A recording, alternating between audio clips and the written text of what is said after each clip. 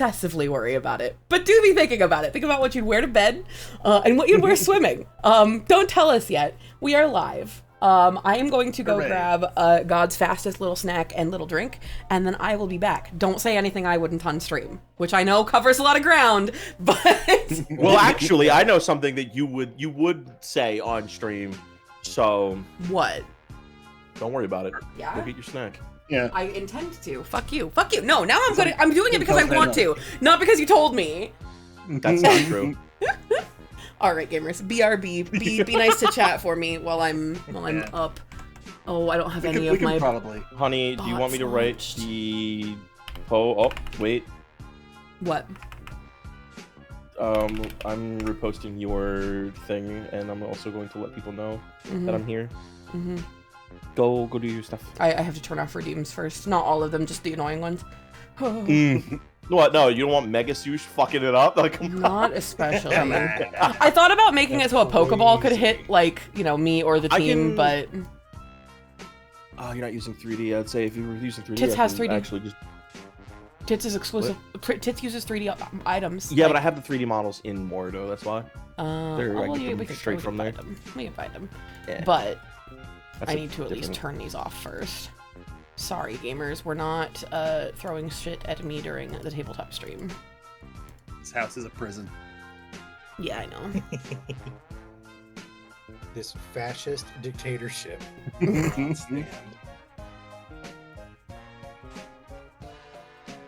think I know how to properly simulate Emrys when he's gone. Oh, I gotta pee so bad. I'm so full of pee. What'll I do with all this pee? Yes, I'm Emrys. I'm full of it. I'm pregnant with piss. Shut the fuck up!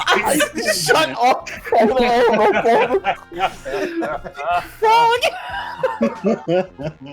I hate it here.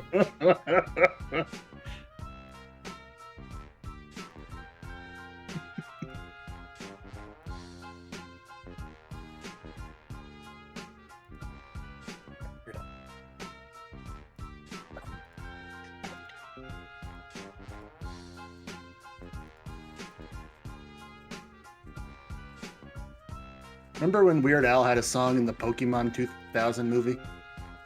Did he? Did he? It was in the credits, but he had one. God, what a legend.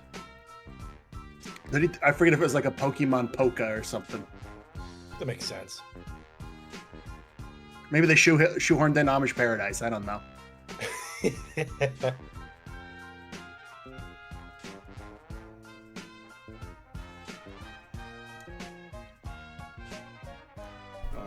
You're welcome, Schnee. Finally, a polite chatter that thanks me for stuff. Hey, get back to making those goddamn sandwiches. Chop, chop, fuck boy. Me or Schnee? You! Is that supposed to be making sandwiches? But what do you mean? It was listed out. There was a whole thing each of us had to do. Why do you think I sucked all those dicks? I don't question what you do in your off time. Everyone needs off time. We're working. No, you do what you love. You never work a day in your life, baby. Yeah, you got me. You're right, actually. Yeah. You're working. I'm twerking. Right. When you do what you love, you'll never work a day in your life. Am I right? And I'm a twerker. You know what I think we need to start doing is starting the episode with the waiting like 5 minutes into the episode and then give it the Always Sunny in Philadelphia title cards. Yeah. the gang commits a felony. The gang gets their shit kicked in by a competent Pokemon trainer. The gang blows up the second tower.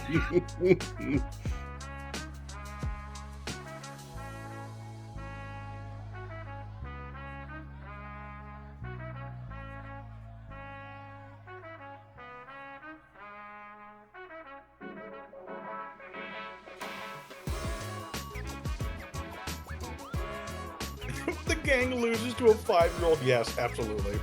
Yeah. Yeah, that's when you hit them with one of them. That's when you hit them with a fucking hollow purple. The new episodes thing. Yeah. Oh, that's funny.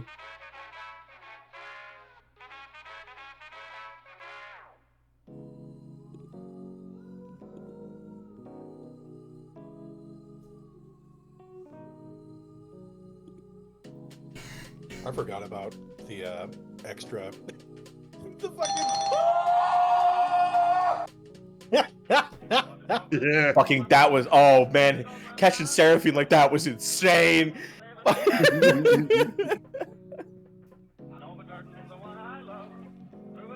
It's all right. We still have. Exactly. And we also have. The only thing I'm curious about is boys. Don't worry about that Oh my one. god. Yeah. That's just stuff you say. Mm-hmm. Yeah. Fucking Dex keeps putting wild ass shit into my goddamn Discord and thinks it's so funny. Overwatch. Play of the game. I was really hoping that was just going to be Winton because it just says Overwatch with the big gorilla face. Hmm. Oh, yep. You gotta have lizard. Fuck your comp Pokemon knowledge, Timmy. Timmy found a stray Rayquaza on the street, and it's your problem, dog. All I gotta do is go, yo, Deoxys is that way, and that motherfucker gone. He's going that way.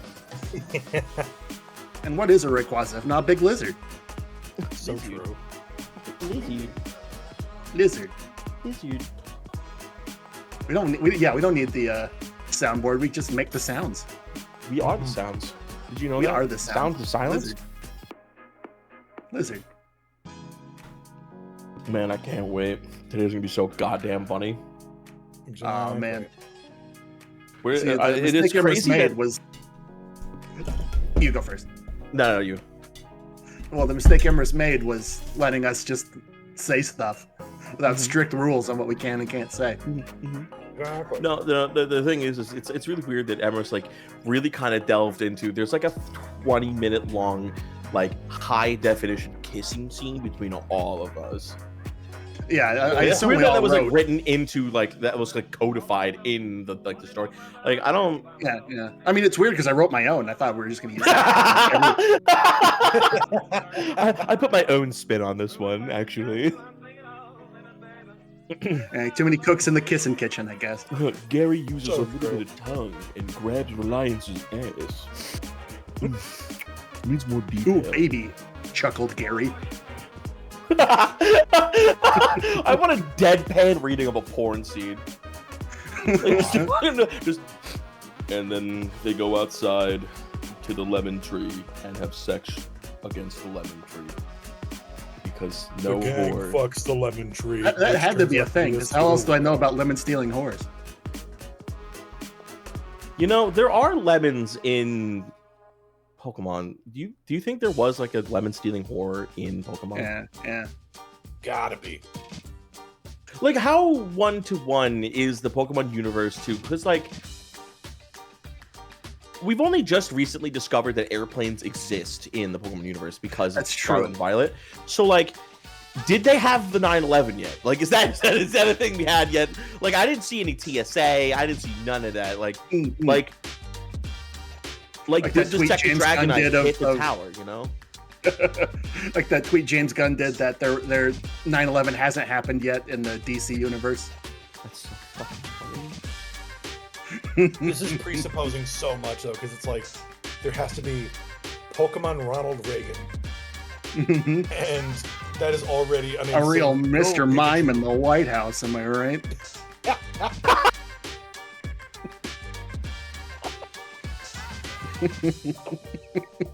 Oh my fucking god. What Pokemon rhymes with Gorbachev? Mr. Gorbachev. I mean, there's, Angry that chin ball. leader Reagan. there's Georgeist. Mr. Gorgeist. Mr. Macho, tear down that wall, and it like just punches the fucking rolling wall. What would be the You know I that don't think would the Pokemon like oh my god, Revolution would be so much easier with the Pokemon. Hey man, listen, this group gathering you've got going on there, really cute. The protest is great.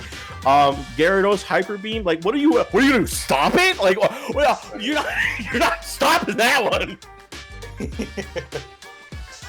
I think it's one of those things where it just works out because like every criminal organization in the Pokemon universe only ever has like a Rattata and a Zubat.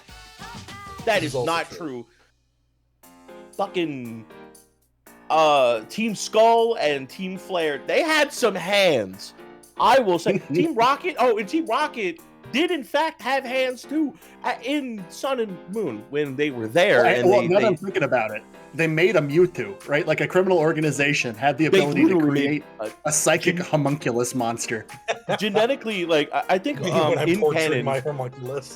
canon, besides like the deity Pokemon, Mewtwo is I think considered the strongest of all of them. Besides like the obvious.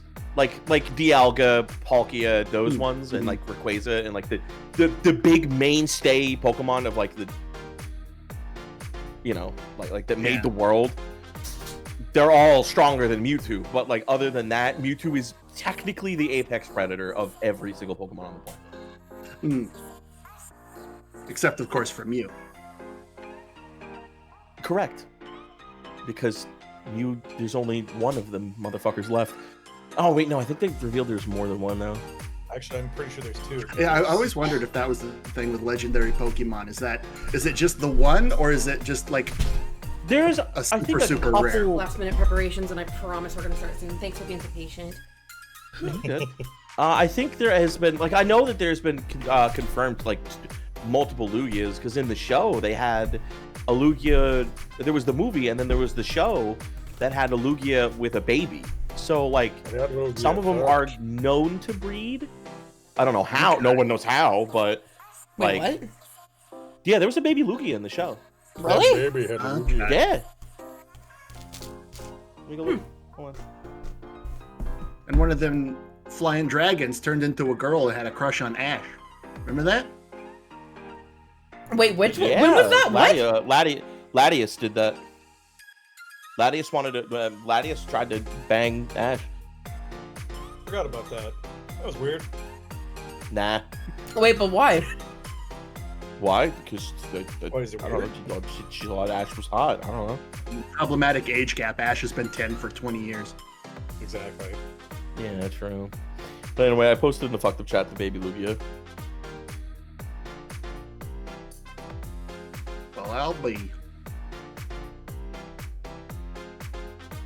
So, like, there is, Also, like, some legendaries are known to have babies, but I don't think it's, like, certain ones. Like, I don't think Dialga's out here laying down dick. Like, I think there's just one of those. Or maybe they turn into other Pokemon that they're attracted to, and it just come out a Rapidash. I don't think nothing is taken. The more I think about it, the less I want to. Isn't that fun? Yeah. Hey, baby, can you post on my server really quick? Same post? I just, like, let them know we're live now and put my Twitch link there. Sorry, I'm wolfing down. There's no such thing as fast avocado toast, I'm realizing. But I needed something that I knew would make me not hungry for the next 3 hours. And Sprout, real quick on my server, can you post your feet? Yeah, I got you. Thank you. Thank you.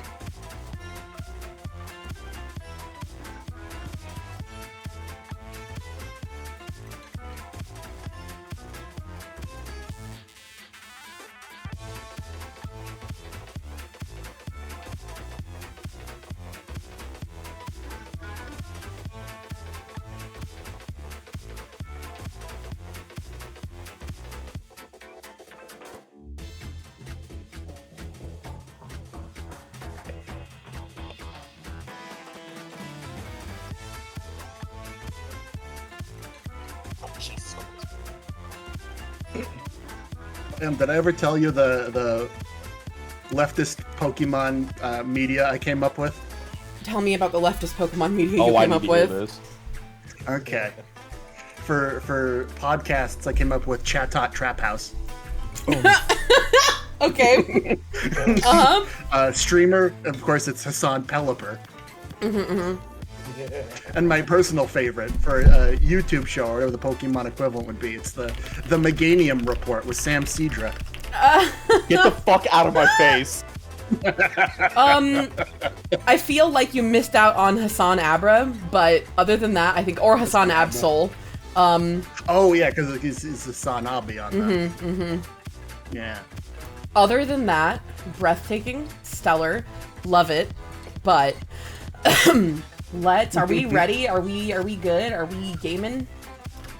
I think we're ready. Oh yeah, gamer. All right. Hell yeah. Actually, there's my dice. Okay, I am ready. You are ready. All right, my loves. Welcome in Ready. to episode 2.5 of Pokemon Shadow of the Ashlands. This is not a filler episode. So cute. This is I know, isn't it cute? This isn't a filler episode. This is strict, hard-hitting, important roleplay, vital to everybody's character. So we're going to a hot spring. Happens to be in a hot spring. I did tell everyone already. I did spoil the 20-minute unskippable cutscene of us all kissing. I did spoil that. Oh, okay. Sorry. Well, Why'd you want to skip it? And Arceus was there. Yo, we were all kissing so good. God showed up. That was the wildest. God likes to watch. Oh no! Hey, don't stop on my account. Let me get the music put in the correct browser. I really hope this doesn't get the VOD muted, but it should be fine. All right, can somebody listen to the VOD just super fast and make sure the music is not louder than everybody? Players, at the same time, I want you all to introduce yourselves. Ready, set, go. Hold on. At the same time. Yeah, all at once. Okay, well, hello, everybody. It's me, your favorite You're not little introducing yourselves at the same time. Come on, guys. Gary. The music You're is polite. super low. Okay. You could go up a little bit more, yeah. Louder! More! Is that better? Let me take another look. I had thought I had sound checked it and then had to switch the source. I apologize, gamers. That'll do it. I'm juggling like 7 Yeah, that's good. things. Okay, good. You're a juggalo? Damn. Yeah, I'm a juggalo. I knew it. I'm sorry, this is the way you had to find out. I had my You think I would know? Let's- But like this also eluded me. Let's go from left to right and actually introduce ourselves this time and tell us your name, your character's name, and a sentence about your character. Butter. Okay. As mentioned, I'm your favorite little butter boy, and I'm playing Gary. He's a cool communist, and he's spreading Poke-socialism to all the corners of the globe. Baby. Heck yeah. Krog. Hi, I'm Doc Krog, and I'm playing the funky, punky little anarchist graffito creator, Reliance. And he likes his sword Pokemon, and he likes hauntology. Nice. Apology? Sprout, you want to introduce yourself? Hi, hello, I'm Sprout Midge, and I play Seraphine, a researcher from Kalos or Paldea, whichever. It's dual citizenship at this point. And she is here researching Mega Evolution and effects in a new region. Hell yeah. I am Sorrel. I am a ballsmith who has been given a mysterious package to deliver to a professor that we just last session found out was not where we expected them to be. So that kind of sucks for Sorrel. And it sucks for everybody else too, because they're coming along with me. But we find ourselves in the wake of the last session's recent disaster. We'll go into a little bit of detail, but do you guys, does somebody want to do a quick, like, as fast as you can summary of what's happened so far for folks whose first time tuning in is today? I can also do it. It's just going to be a really bad summary. What I remember is we got into the main town. Mm-hmm. We got interrogated, all of us individually, horribly interrogated. Mm-hmm. We also got all flexed on. Yes. Some of us more violently than others. Correct. Yeah, looking at you, Gary. And Reliance went swimming in the very first session, correct? Correct. That was Seraphine got put on a game show when that was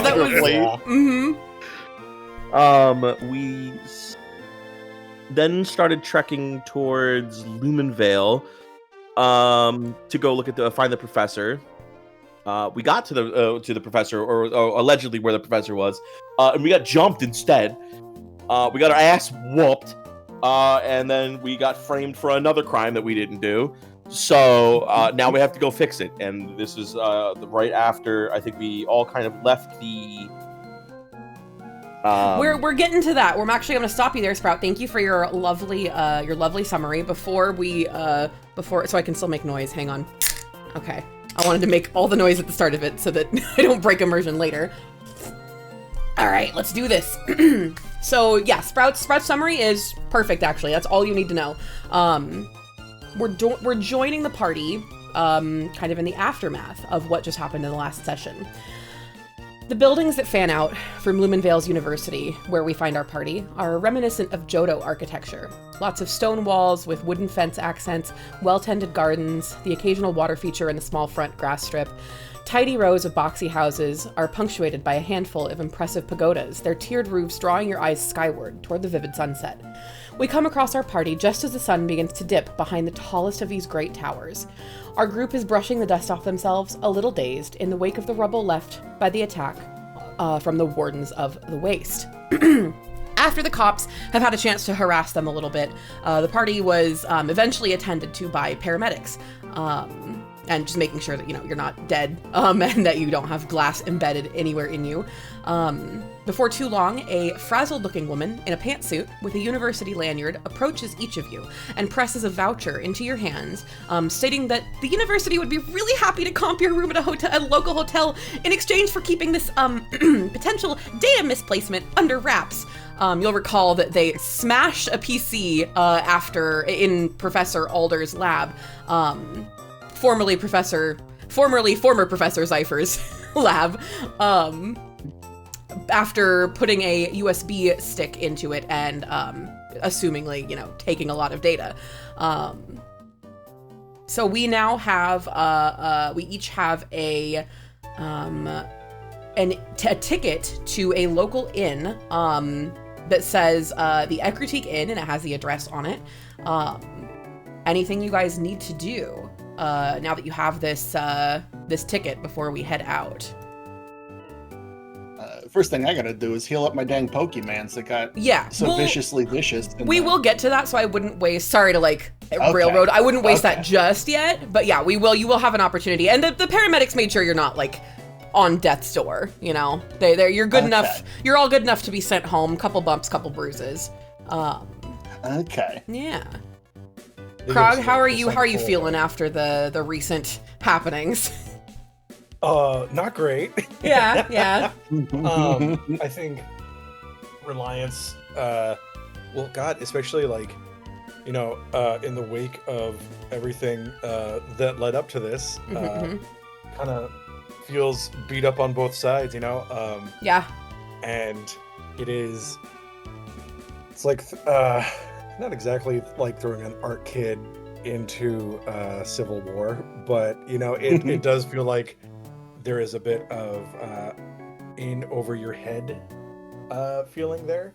I think Reliance, especially after being so soundly just beat the hell out of with Big Dan, his Honedge, is just god damn, we really just do not have a grasp on how heavy this can be. Yep. And how potentially dangerous this is. Yeah, very fair. Seraphine, how you feeling? She did not really do much of anything. She was knocked on her ass along with Sorrel. Yeah, we both got knocked soundly on our asses. I believe though that Sorrel definitely took that better than us. Seraphine did, because again, she isn't. None of what she came here for one thing, and she has done everything but what she came here for. So she is shaken the hell up. She's been interrogated. Found out that all of the people she's hanging out with are fucking criminals of some kind. She just got jumped by actual real criminals. And then a big man with a big dog scared the shit out of her. And all she wanted to do was come here and research for who turns out her uncle, which is apparently not that good of a guy, and she had no idea. Or she had a different understanding of how her uncle was viewed after what happened in Kalos. How old is Seraphine? Like, is she, I guess, like, She's in her 20s, early 20s. Early I think 20s. I have her set Okay. for 22. So potentially still an age where she could, like, maybe be believing the stories she was told as a kid. Not like stories, but, you know, like, if her parents told her something, she'd probably believe it at 22, right? I mean, yeah. Yeah. Okay. But, okay. Understandable. I mean, no one really wants to talk about, the disgraced fucking professor. True. And, True. especially because Kalos was the one to kind of discover and push forward Mega Evolution. So he's got a bit of zest to his name, and no one really wants to bring, I guess, or even her family specifically, doesn't really want to talk about what happened. True. Because of his actions in Kalos during the event that took place there. Yeah, fair. Well, with no signs of concussion and the university's 10 days since the last incident streak mostly intact, you leave for the address on the voucher you were handed. You have just made it across the main bridge leading out of the campus when you hear heavy steps bounding toward you. From across the bridge, you hear a man shouting, "Sycamore! Sycamore! Wait! I'm looking for a Seraphine Sycamore!" He skids to a halt in front of you and kind of starts to catch his breath. Seraphine, what do you do? She's going to kind of back up a bit behind whoever would be near her, so probably Sorel or Gary. And kind of like, that's me. Hi. Okay. Hello? God, sorry. I saw your name on the visitor's log. We had a letter just come in by Pelipper Express, and you know those guys. If you don't sign for it, this big wet bird just fucking roosts on your porch, and it doesn't go away unless you sign for it. Anyway, I saw your name on the visitor's log, and this letter came in for you just a couple minutes ago. I didn't want to have to send it back and deal with the Pelipper people again, because wet bird is just the start of the problems with those guys. They smell terrible. They smell terrible. He thrusts the letter into your hand. And kind of looks, not like expectantly, but he sort of like, he's sort of holding the letter and waiting for you to take it. Yeah, she takes it. Did he take it out of the package, like the waterproof package yet, or is it still? Yeah, it is perfectly dry. It does smell a little bit like wet Pelipper, but that's kind of want to happen. Yeah, whatever. Yeah, I guess open it up, see what's Are you opening it up right now? I might as well. I mean, the guy's sitting there. Well, he was waiting for you to take the letter. Now that he does it, he says, "Hey, thanks. Good luck. See ya." And he fucking bounds away. All the postman's it out of there. All right. You can see the letter it's like a full page of pretty small handwriting. You don't have to read it right now. You can wait until you get to the end, but we can read it right now if you want while we walk. Yeah, I'd like to read it while I walk. Okay, so as we make our way, Stitches, thanks for the follow. As we make our way toward the inn, you read the letter. The only thing on the front, which is really odd because you've never seen a letter like addressed to, like, not addressed to somebody. It says, your name, Seraphine Sycamore, and then the top corner, no address, no nothing. It just says A Sycamore. You open it up, and there's a little like cluster of paper kind of clipped together. And Seraphine, you recognize your uncle's handwriting. The note is on the lab's letterhead, which surprises you a little bit because you didn't think he still had the authorization to use that. The page is wrinkled and slightly stained, and amidst the smell of wet Pelipper, you also recognize the familiar scent of bourbon on the envelope. The letter from your uncle reads as follows. Sari, hope your journey's going well. I really hope this letter gets to you at the university. Getting mail into and out of Volcera is tricky. As you know, the most recent research I led was Project Omni, developing the stone that could cause mega evolution at any Pokemon. Our existing theory has been that mega stones are the result of evolution stones being irradiated by the legendary Pokemon of life and destruction. My recent research has led me to think that we need to gather more in-depth information than just documenting regional variants.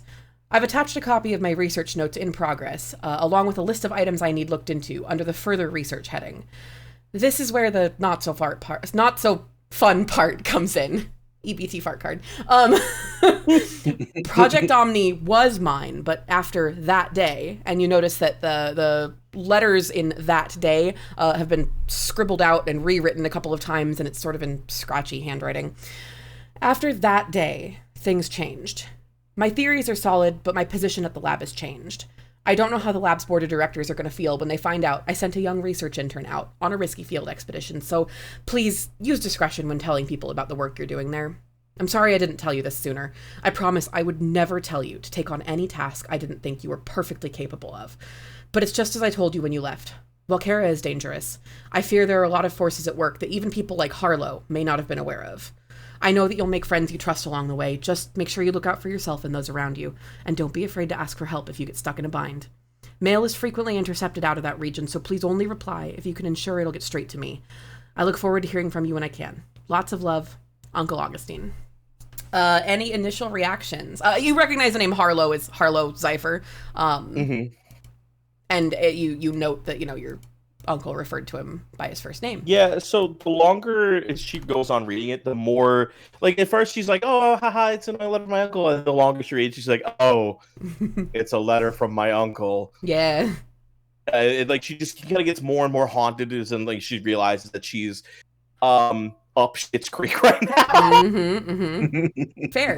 And she just kind of just quietly folds up the paper, puts it in her jacket, and just takes a deep breath and kind of just, okay. Tries big and wide, trying really hard. Okay. Yeah. Did you want to peek at any of those attachments? Yes, yeah. I do, actually. So you do find your uncle's research notes attached, as well as a few pieces of paper clipped together. The first one that catches your eye is a bright, shiny postcard that says, "Greetings from Calliope, Alola," on the front. There is a picture of your parents attached to it, smiling on a sunny beach.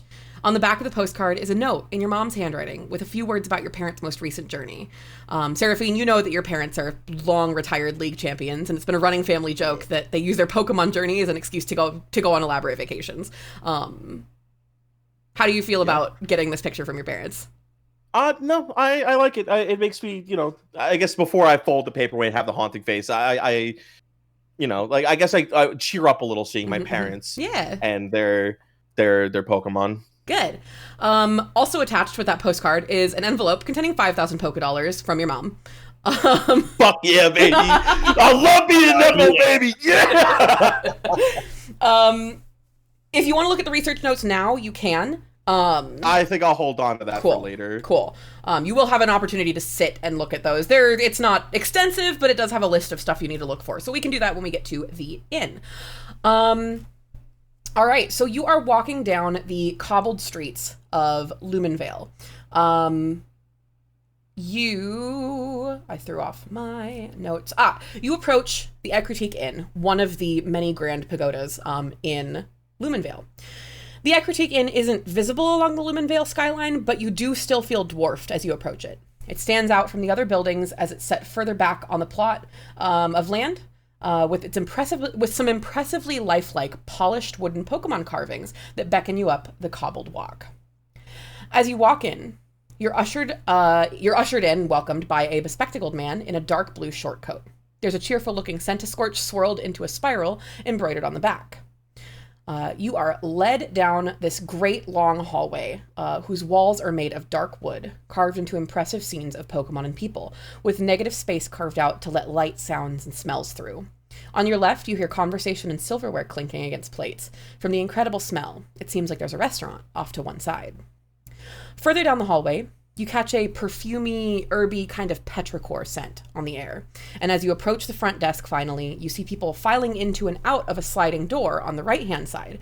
They're all wearing identical dark blue kind of yukata-style robes with that same outline of the smiling Centiskorch on the back. Unlike many places that have, in Volcara, that have strict no Pokemon signs, this location actually has a couple people around the lobby with their Pokemon out, some even entering the bathhouse area. As you wait to be seen, as you wait in line, do any of you wish to take your Pokemon out? If they're not, too big to break down the 10-foot ceilings in here. I don't think any of us have any big Pokemon. No, I don't think so. No. My only concern is the fact that my Pokemon is illegal. Mm-hmm. Mine is too. Actually, no, hold on. I let out B. Yeah, that is a valid concern, Krog. So if you don't want to, that's fine. Yeah. You see, as you approach the desk, as your place in line gets forward, you see the old woman who's greeting people petting the oldest, crustiest looking Perugly you've ever seen in your life. Its tongue won't stay in its mouth because it's had teeth pulled. You can't smell it from where you're standing, but you just know that old cat smells crazy. It's got like glazed over eyes. This Perugly is very, very old. I need to see something. A wrinkly Perugly. Correct. Yeah. It is a 3 foot tall fucking ugly ass cat. Oh my god. So Krog, you don't want to take out your Pokemon because it's illegal. But it's safe to assume that you can have it out in your room if you wish. Because a lot of places in Volcaro will have, a lot of places anywhere in this world will have strict no Pokemon signs. But yeah, there's people around here just chilling with their Pokemon. So Sorrel lets out their Swablu. It takes up its roost on the top of their head like it usually does. And you are greeted by the old woman. Hi, welcome to the Akrutik Inn. You show your vouchers, and she takes you back to your rooms with surprising haste for a woman her age. And the Perugly, with surprising haste for a cat that looks like that, follows behind on your heels. She slides open a paper door to reveal your accommodations. It is a large common room with a low table in the center of a conversation pit. There are some plush-looking floor cushions, a low-lying table, and a television, and a big window takes up most of the exterior wall, displaying an amazing view of the university and the city fanning out from it. There is a kitchenette off to one side, a bathroom, and 3 adjoining rooms. The inn lady excuses herself, and the cat tromps behind her, again, surprising speed for something that looks as old as it does. And you are left to enter the room. What are you guys doing first upon entering? I think Gary lets the boys out. That is to say, is the Pokemon the people's hammer and opiate of the masses. Very good, very good. I let B out. Yeah. I cannot let. No, I can let Booper out. You can let Booper out in here. Krog, what about you? I'm letting out Big Dan. Hell yeah. After the inn lady has excused herself, Bing very quickly says that they have to leave. Bing has been with you this whole time, by the way, but they say they have some super important business to attend to, and they may not be back until late that night, and they are very swiftly gone. Sorrel has a look of realization, and they step back out into the hallway, and soon you hear their steps coming back, and they say, hey guys, I just saw something on the voucher here. I just asked the lady, it's good for 2 nights, not just 1, so we can take a day here if we want, maybe do some prep, figure out where we're gonna go from here. What do you guys think? That sounds incredible, actually. I think I need a rest after the past couple of days. I don't hope you guys don't mind if I. Oh, have you had a stressful couple of days? Looking at you with like the most exhausted fucking face. Yeah, I have, Reliance. That's crazy. It's been nothing but fucking blue skies over here. Yeah, I know what you mean. I definitely did not get my arm almost bitten off. Yeah. No, that sounds great, actually. Sorrel nods in agreement, and they plop down in the conversation pit, and they're going through some of their like notes, papers, that kind of shit, and they look at the ticket one more time. They look at the voucher again. They say, "Oh shit, you guys, this comes with free dinner, like on both nights." You smelled that restaurant on the way in, right? On God. On God. On Arceus? On Arceus. On Arceus?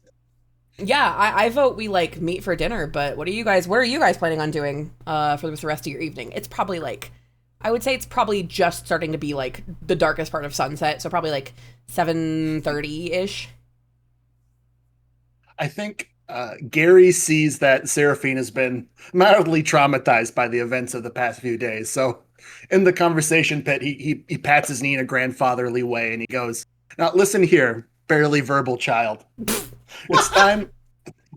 In the course of every Pokemon adventure, a Pokemon trainer has to learn to overthrow the decadent bourgeoisie oligarchy. What?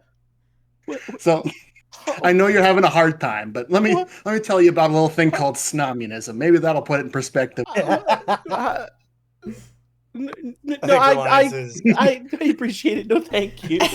And his arm around Seraphine, and he goes, "All right, now there's something you need to know about called the bourgeoisie." Oh God. God. What's Reliance doing during Reliance is this? behind him, just like giving the thumbs up and nodding, like, yes, listen to the man. The two of us are trying to radicalize Seraphine.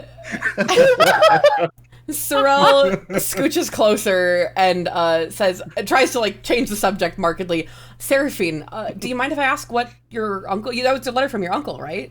What did he have to say? Yeah. It was just just him going, hey, don't mind the fact that everything's really bad over there. You gotta go help out and clear my name, pretty much. And clear his name. What happened? I've heard the name Sycamore, but what do you mean clear his name? I'm not from Kalos or Paldea. So I think while you're having this conversation, Gary's still talking about political theory. Still but he's, going like, on about worked it. out and doesn't realize that you're talking. Yeah. So Seraphine goes into basically the events of what happened during X and Y, the canon, the war that went on, and all that other stuff, and AZ, and the fact that whatever Pokemon that. I know we hadn't decided whether it was using the cannon stop. Yeah. Some random 13-year-old. You're kind of I do kind of. Ooh, that's no good. Yeah. Here, I'm a little closer now. But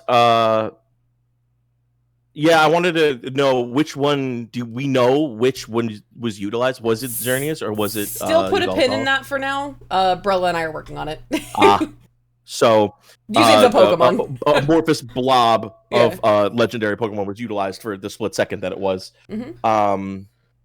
So it then explains that the Team Flare and Lysander basically did a big old shit and fart all over Sycamore and utilized Megastones that were not supposed to really be out and about utilized the way that they were, but they were officially utilized for almost a world-ending crime, which, being the researcher of the foremost head of the research division of Mega Evolution, didn't really look too good on him. Mm-hmm. Yeah. So yeah, Seraphine kind of just like long-form lore dumps all of that into Sorrel, like just right into his chest. Wow, that's a lot. That is a lot. Yeah. So I think I'm here to be a Sycamore in a field of research that has something to do with Sycamores. Sorrel asks, is this like common knowledge in other regions? Like, I know Reliance, you're a Jotonian, but like, Gary, did you know any of this stuff? I mean, I had no idea. The end and of Gary, who's been talking this entire time, says, and that's how you use partisan revolutionaries to the means of production. Any questions? Oh, I'm sorry. You said something? Reliance, did you know much of this? This is that's big news to not have made it to me and Johto, but maybe Johto's more closed off than I thought. No, there's I run with a problematic group of bachelors. We call ourselves the group, and it is something that we have discussed in the past. It's not unknown. It's just something that it's kind of like when you hear about a war happening in another country that you have no connection to. It's like, oh, that's weird. But yeah, no, I did hear some parts of that. That makes sense. It sounded rough. It did. You're a real trooper there, Seraphine. I'm sorry that's happening. I'm sorry that happened to your region. I mean, there's a really pretty landmark because of it in Kalos now. I mean, Really? it's a beautiful. Yeah, and she explains this, which is actually a giant laser, basically a giant laser cannon that was going to blow the whole fucking world up. Did they leave it But there it is- after X and Y? But it is actually just still chilling there. It's Yeah, just still sitting Crazy. there, yeah. Solid. But that old guy got his Pidgey or whatever, so it's fine. yeah. Right. But yeah, no, it was supposed to kill everything. It was supposed to end the world. Wow. Yeah, So- there was a and it's- Halo, and there was a Halo in Pokemon. It's just kind of sitting there. Yeah. But yeah, no. So she basically describes the ultimate weapon, and it was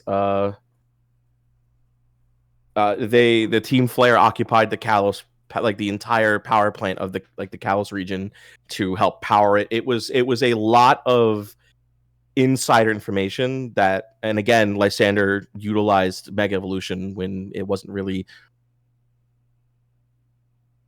up for discussion amongst the normal people. Like, we don't know how he got it, and the only way that people thought of it was that Sycamore had something to do with it. So unfortunately, yeah. That's rough. So yeah, I'm. That's why I'm here, is because I can't have Mega Evolution without a Sycamore nearby. Wow. That's She as she's like explaining this, she's getting more and more like downtrodden because she knows that even if this was like a false thing pinned on the name, her name is still pretty much forever marred because everyone thinks of what happened in Kalos over her very accomplished parents. Yeah, that's fair.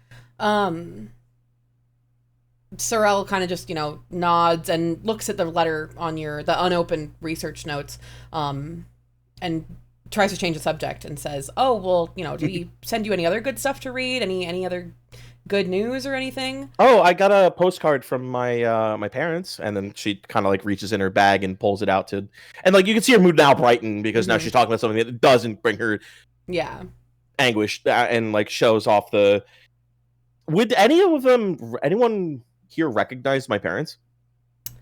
That's a really good question. Ooh, your first roll. Yeah, I'm thinking about that. Go ahead and roll me. Look at this. Roll me a history if you want to try and, if you look at this postcard with anything more than a glance. Go ahead and roll me a history.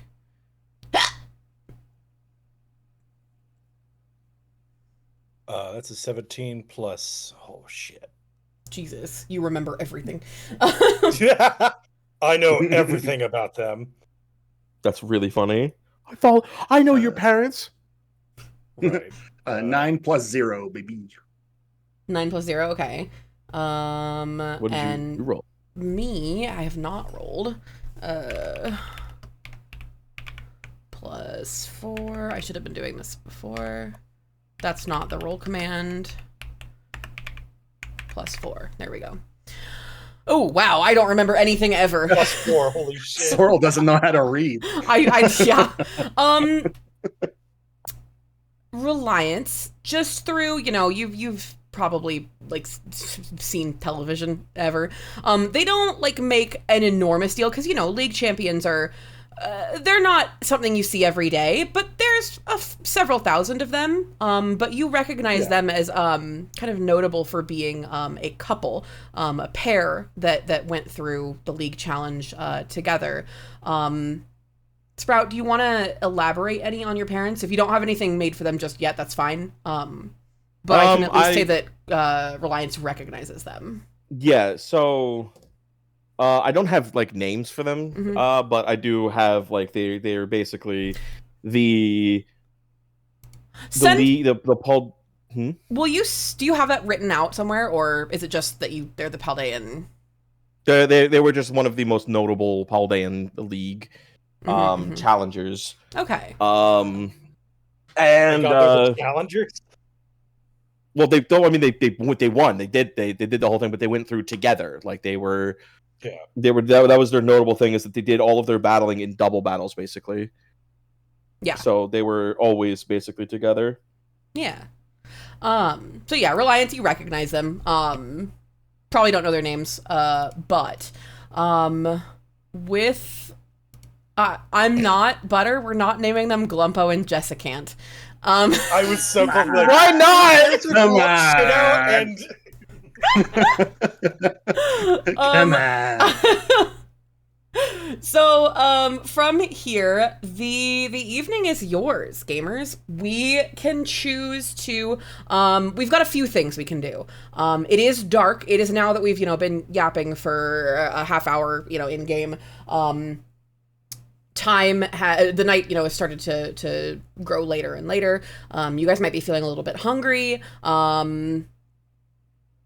Seraphine, you still, you do have those research notes if you want to look at those at any point. And yeah, so the evening is yours. You can choose what you want to do for the rest of the evening. It's a little bit late to go out anywhere, but you can if you really want it. But where are we going? Sorrel says, hey, I'm down for, if the group's going anywhere, but what are you guys thinking? So he kind of leans back, and she's like, "Oh, food sounds so good right now." You know what sounds even better than food? Is alcohol. Overthrowing the government. Oh, alcohol. Yeah. That too. Yeah. Alcohol. I don't think I've ever had a beer before. Seraphine, are you even old enough to drink? I'm sorry? I am, thank you. I am 22. Oh, we're getting the child drunk. Oh, we're getting a child drunk. Okay, well... I'm not a kid. I'm 22 years old. A wee babe. What? How old are you? Well, in that case, I vote we take these here vouchers and we head down to that restaurant, because that smelled amazing, and you can kind of still smell the food, like the spice and the food smells coming up to your room, which is only making your hunger worse. Are we ready to head down there? All right, Yeah. All right.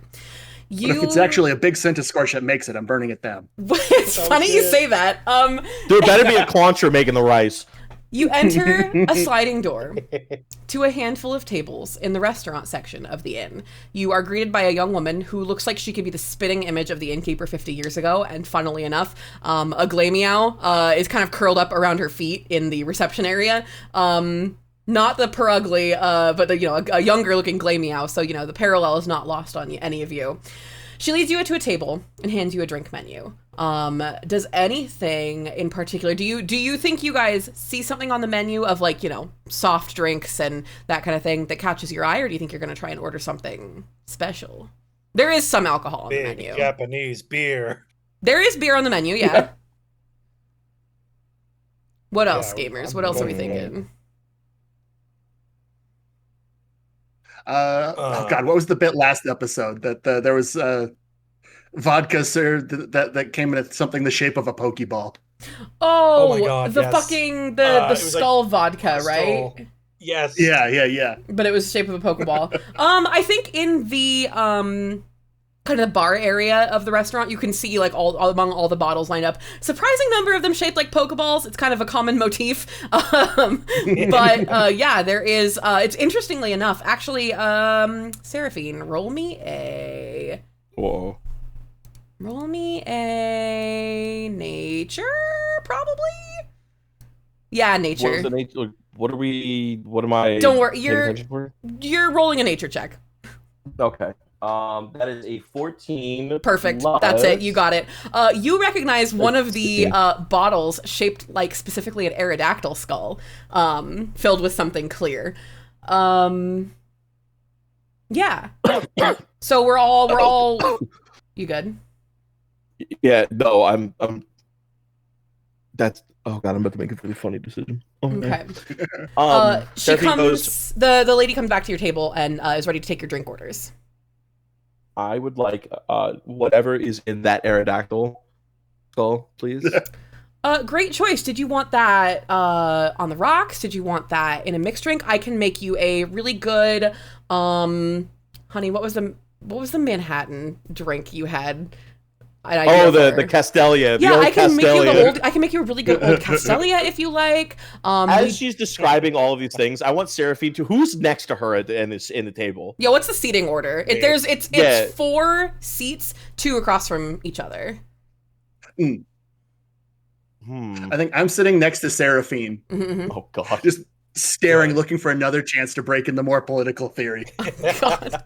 So that puts me and Reliance next to each other. Okay. So then Seraphine would then, like, as she's describing all of these different ways to prepare the drink, as someone who's never drank before, she's like shooting like really panicked looks at whoever's in front of her, like help, help, help, help, help, help. Probably Reliance. How experienced is Reliance with drinking? I'd say being ex-art student, very. Okay. I think I don't know what rhymes with Suntory, but I'm gonna just go ahead and say Sunflora. Sunflory. Sunflora. There we go. Perfect. Yeah. Yeah, Sunflora whiskey. Okay. Like is just crushing like those as well as the big beer, and like pushes one in front of Seraphine. Is like, drink up, buddy. Well, no, she's getting things like talked at her. She doesn't know what any of them mean, so she was like looking at Sorrel and Reliance for like, help me. I don't know what she's talking about. That's why you drink it away. The only way to get rid of it's to drink it. Yeah. I look at the waitress and say, can you recommend something? And she recommends a Cinnabar Island iced tea to Seraphine. That's so fucking funny. That's very cute. That's so hell yeah. funny. Yeah, does anybody else need any recommendations, or do we know what we're drinking tonight? And Reliance had said what they wanted. Gary, what you look? It looks like you're the last one on the list who hasn't ordered. Okay, yeah. He turns and says, "I would like your finest vial of Venipede vodka, please." She writes that down and kind of gives you a little like side eye look at the way you said that specifically, and then she walks off. A vial of Venipede vodka. And she has left you with a food menu. It's very picture heavy, and you could see that basically the 2 meal packages are the same price. Not that it matters because of your meal comp ticket, but one is marked vegetarian and the other is not, and it has some meat on it. Everybody Seraphine picks up the vegetarian menu. Interesting. Okay, that messes up what I was gonna say. That makes sense. Sorrel sees her pick up the vegetarian menu, says, "Oh, how long have you been a vegetarian, Seraphine?" My whole life. Okay, interesting. I need a nature check from all of you, actually. Okay. 15. Okay. 17 plus 0, 17. And Big 1-5 for me. okay, you all passed it perfect. You all recognize, Seraphine doesn't see it initially because she has the vegetarian menu, but you recognize the meats on the menu as slowpoke tail and meat from a clauncher claw. Seraphine, give me a quick history as well. I can tell you right now about the slowpoke tail. Character knowledge that for just a minute, and then you can player knowledge it. No, it's okay. Yeah. What am I rolling for again? History.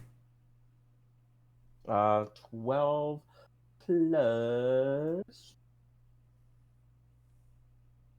14. Perfect. You got it. Seraphine, you remember being in a restaurant with your uncle and him trying to get you to try both of these meats. Because they're commonly served together as one of very few edible Pokemon. Pokemon parts. To put it in real world terms, do you think you would have tried them? No. Even if your uncle was offering them to you? Nope. Okay. Seraphine will not willingly harm a Pokemon or eat a Pokemon. Fair. Your uncle's words echo in your head. And you remember Uncle Augustine sitting with you at a restaurant during one of your visits to Kalos as a kid. And he explained to you that the clauncher claws are very edible and they do grow back. They're not generally harvested from, live creatures. They wait for them to fall off to shed them and then they grow back. but that it's a very distinctive flavor because Cilantro uses its claws to make water jets through controlled explosions of internal gas, which results in a distinctive flavor.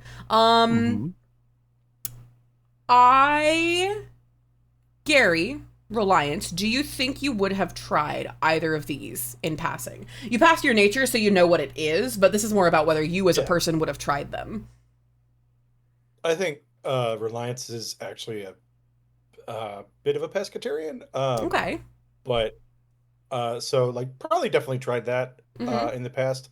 I will say at this Reliance does lean over to Seraphine like, hey, when you're done with that, I take a look at that as well. The vegetarian menu? Once she's done looking at... Right. And not for any, like, vegetarian reasons, just like, Reliance likes a veggie. Yeah, fair. Well, the packages both do come with lots of veggie, and, it's just the one has meat and the one doesn't. Yeah. Gary, what about you?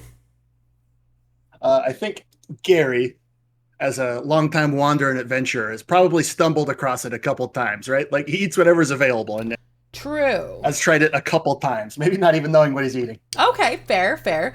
But there is a picture, so at least you'll recognize it from that. The server comes back, asks what you're ordering. She starts with Gary. So this, as she approaches back, actually, sorry to say your name and then stop you, but she comes back to the table, and she flips up this block that was on the table, that reveals a big cast iron, like square skillet that's kind of recessed into the table a little bit. Pot. On one half, there is a little divot for a bowl to go that she plops that into. And on the other side, off of her arm, she lets a centiscorch, not a centiscorch, the baby, the sizzlepede, crawl off her arm underneath the table onto the grill area, and it sort of pokes its head out of a hole in the table and wraps itself around the bowl she just put down. Oh, I'm gonna cry. Yeah, so it's warming the bowl. It's warming the bowl while it warms the rest of the skillet. So it is a hot pot Korean barbecue kind of situation we have going. Oh, I'm gonna nut. Let's fucking go. And it's being warmed by this content-looking sizzlepede that just kind of seems happy to be there. She says, "Okay, so the way this works here is you can put whatever on the grill or in the broth. The broth has a divider, for the vegetarian versus non. If it starts to look a little hungry, if it starts to kind of take bites of your food, just let us know. They're not supposed to do that. They're not trained to, and I did just feed him, so he should just sleep through your meal. But if it starts to cause any problems, just let us know and try, don't feed him people food. That's not great for them." And she takes your orders. Gary, what are you getting? I think Gary asks for all of the spiciest spices they have. Okay. So she puts like a 5-star next to, and do you want the meat or the vegetarian or non-vegetarian? I think he goes for the meat, not knowing what vegetarian is, and at this point he's embarrassed to ask. Right to ask. She turns to Reliance, and are you getting vegetarian or non-vegetarian, and what's your spice level? I'll get the vegetarian, and we could do pretty spicy. And he does like hold her arm, and he goes, "I do want as much bok choy as you people can afford to give me." She kind of like tenses under your grip, and she says, "Okay." And she turns to Seraphine, and what are you getting? Yeah, can I have is there like other menus other than like the hot pot stuff? We do have some other stuff, and she brings you like an appetizer menu, but it's pretty much like just apps and hot pot KBBQ kind of stuff. Okay, then can I have she lists off a couple like mushrooms and stuff of that, like stuff that you would normally order on the vegetarian menu, yeah. But then she goes, "And I need you," and then this is like in game. This is the spiciest berry to date. And she goes, "Yeah, can I have the sweet tomato berry sauce as well?" Yeah, absolutely. I do need to warn you that one is very, very spicy. And she kind of like looks back to like where a manager is posted, and she's like, "I need to. I will get that for you. I just need to run and check and see if we still do waivers for those." Don't worry about that. I'll be fine. All right. Gary says there was a spicier one. Bring me the waiver one. Bring me 2 of the wafer ones. Yeah. All right, two life changers coming up. And then Sorrel orders. Sorry. You're extremely robot-y, baby. Oh, Think it again, bud. but yeah, okay. Am I still roboty? You're extremely robot-y. Yeah, could you disconnect and reconnect? Yeah. Leave. Yeah. Get out of here. We don't want it anymore. How goeth it? Can we? Oh, do we have a plant? Where the fuck did they go? We lost them. Probably... In the meantime, how are we resetting the reacting router. to suddenly Seraphine being super assertive about spicy food specifically? I think Maybe, Reliance is very much like, ooh. Ooh, get it, girl. Exactly. Like, look at you being brave. I think Gary's thinking maybe if I can relate spicy food to the proletariat, I can reach these keys. We're missing a plant still. I'm gonna go ahead and say that without getting too far ahead, the waitress scampers off to go see about a waiver and get our orders in. And we are here waiting. Oh, I got a message back from plant. We are here waiting for our food. Discord is acting B strange. I assume he meant V strange. There he is. Oh, there. I forgot that was your join music. I can't stand you. Sorry, I had to full restart Discord there. Very peculiar. But what I was trying to say was, Seraphine leans in to Gary and he's like, "Where are you from again?" I'm from the Crown Tundra. Oh, sweetie, I don't think you want are to. cold and the spices necessary to not die. You're from Galar. I don't think you want to take that. You don't want to eat that. I'll tell you what I want to eat that might kill me. The waitress has already scampered off. It doesn't look like she's coming back with a waiver, so it must not be that bad. But she comes back after, I guess over the next 20 minutes or so while we're waiting for food. How do you guys occupy yourself? Who's the first to start conversation? Actually, I think Seraphine is going to. Seraphine's going to kind of lean forward to Reliance and go, "So you do a lot of spray painting? I don't know exactly what you do besides jump off of things into water." I'm pretty skilled, thank you. So yeah, no, I'm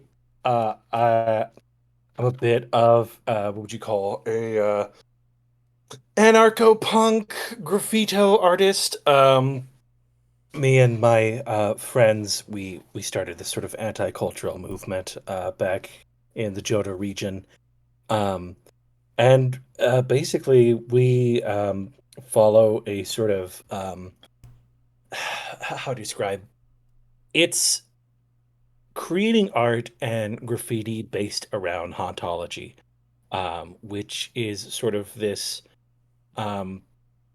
theology of being haunted by the past and also feeling this ache for a future that cannot be.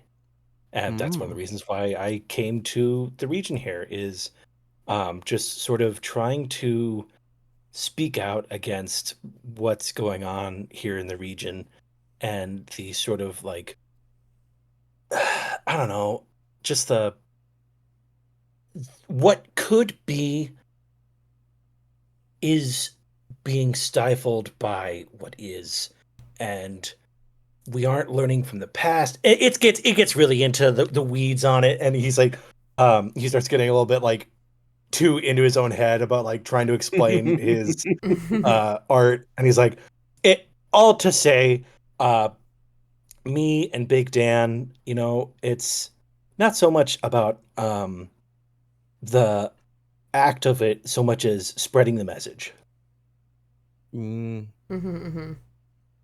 Now, when you explain it like that, instead of where you were explaining it earlier, that sounds a lot less scary than everything else I've watched you do. Yeah, well, sometimes you have to be a little bit weird and scary to really get the message across. Uh-huh. So we all Go ahead, Gary.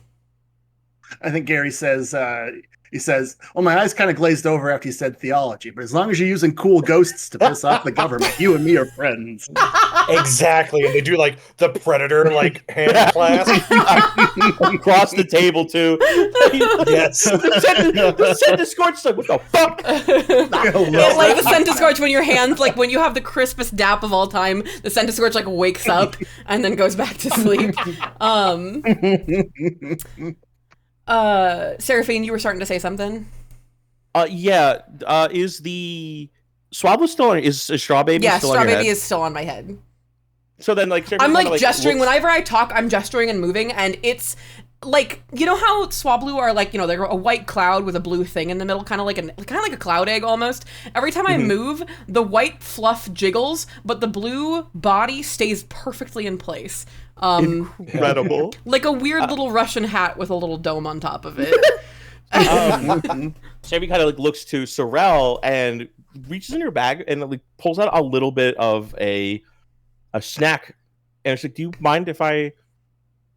Yeah, this little fat ass loves eating, and I kind of I shake my head a little more vigorously to wake him up. I'm like, hey, and he rouses and sees that you're holding food and goes and settles on your head. Oh fuck! Stephanie's now as happy as she could physically be. But then she's like, and then she looks to Sorrel. So, why did you end up in Volterra? It's an exceedingly long story, and they get those anime lines down across their face. They are the depression is hit. It's a really, really long story. They kind of look to the kitchen to see how long it seems like the food's gonna take, and they say the long and the short of it is, I know we've all got family stuff, but my parents weren't awesome. And I'm realizing more and more how not awesome they were. But my dad reached out, kind of in a vague, cryptic way, the way he always did, the 3 times he ever did in my childhood. I didn't ever live with family. That's a whole thing. But my dad reached out half a year ago and sent me this package and a letter. And I mean... I don't know. I feel like it was kind of the promise of maybe being able to see him and ask him some questions like, where the fuck were you? But my dad's a really, really bad guy. I know why he wasn't there my whole childhood. He was on the run from the law.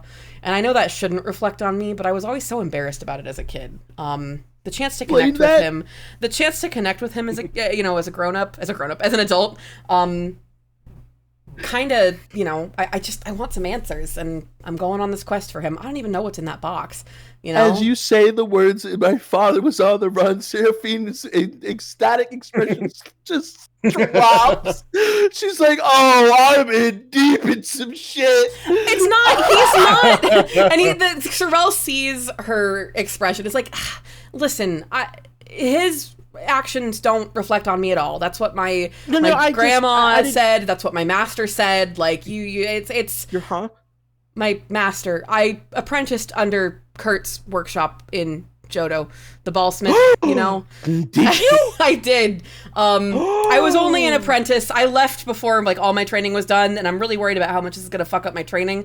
But Kurt said it was important that I do what my dad says, and he kind of looked a little uneasy.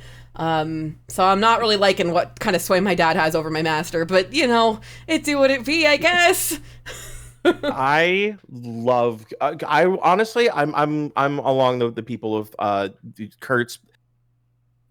Sorry, the balls made by Kurt are always way, way better than the ones you can buy at the store. And I my family actually has almost exclusively shopped that you might have met my parents. They were there a lot. Yeah, we a lot of league trainers choose she hurts balls because the apricorn balls just they work different, and sometimes those old, you know, the old techniques, they should be preserved regardless. But these ones specifically, there's something different about the way he makes balls. And when there's also a study shown that, and she like starts to nerd out. She's like, shown that like apricots in Johto grow stronger and more firmer. They use better for ballsmithing than any other region, which is why it's so notable. Sorrel gets autistic right back, and it's just like, oh yeah, you know, it's right. It's because of their proximity to the forest. Let's go. And they're going back and forth, and before we know it, Reliance, Gary, are you having your own side conversation, or are you listening to them nerd out over their profession? Or I think Reliance looks over at Gary and is like, it's a lot of ball talk, huh? Oh man, don't I know it? This reminds me, I spent the entire of this summer. I spent the entire time in Celadon City, getting drunk on my ass off of Victini vodka. Oh my fucking god! Do tell. How many Pokemon start with the letter V? Not a lot of them. I got a list in front of me. Yeah, there's actually, and 2 of them have Victor in their name, so like you can't really get out of this one. I mean, one's just a better quality, right? There's a lot. No, this is a lot of vodka, Butter. It'll be fine. You'll be fine. Yeah, I'll alphabetically, and I'll actually, funnily enough, she comes back with your drinks mid conversation, and she doesn't bug any of you except she says, "I'm so sorry, sir." She turns to Gary. Sir, we're out of Venipede vodka. I do have Vanillish vodka, which is kind of like, it's kind of a party girl drink. You know, it's got that like whipped cream flavor. Yeah, what am I, a child on a Lola break? I'll take 2. But we have Vigoroth vodka, which is a local one. It's got a kick. It'll throw you on your ass just like a Vigoroth. That's exactly what I want. Okay. I don't even care that it skips a turn. Bring me your finest. Actually, the Vigoroth's the only one that doesn't skip the turn. Shut the fuck up, Kyle.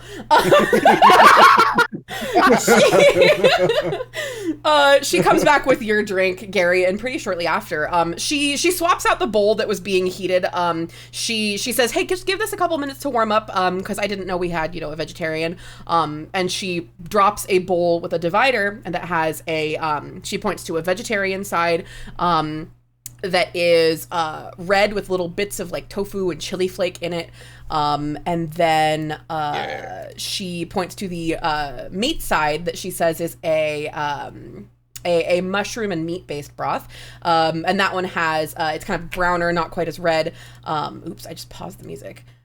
There we go. And she puts these enormous plates of food in front of you. It's kind of, except for the vegetarian, specific stuff, the meats are all, they're all touching and everything. The veggies are all on the other side.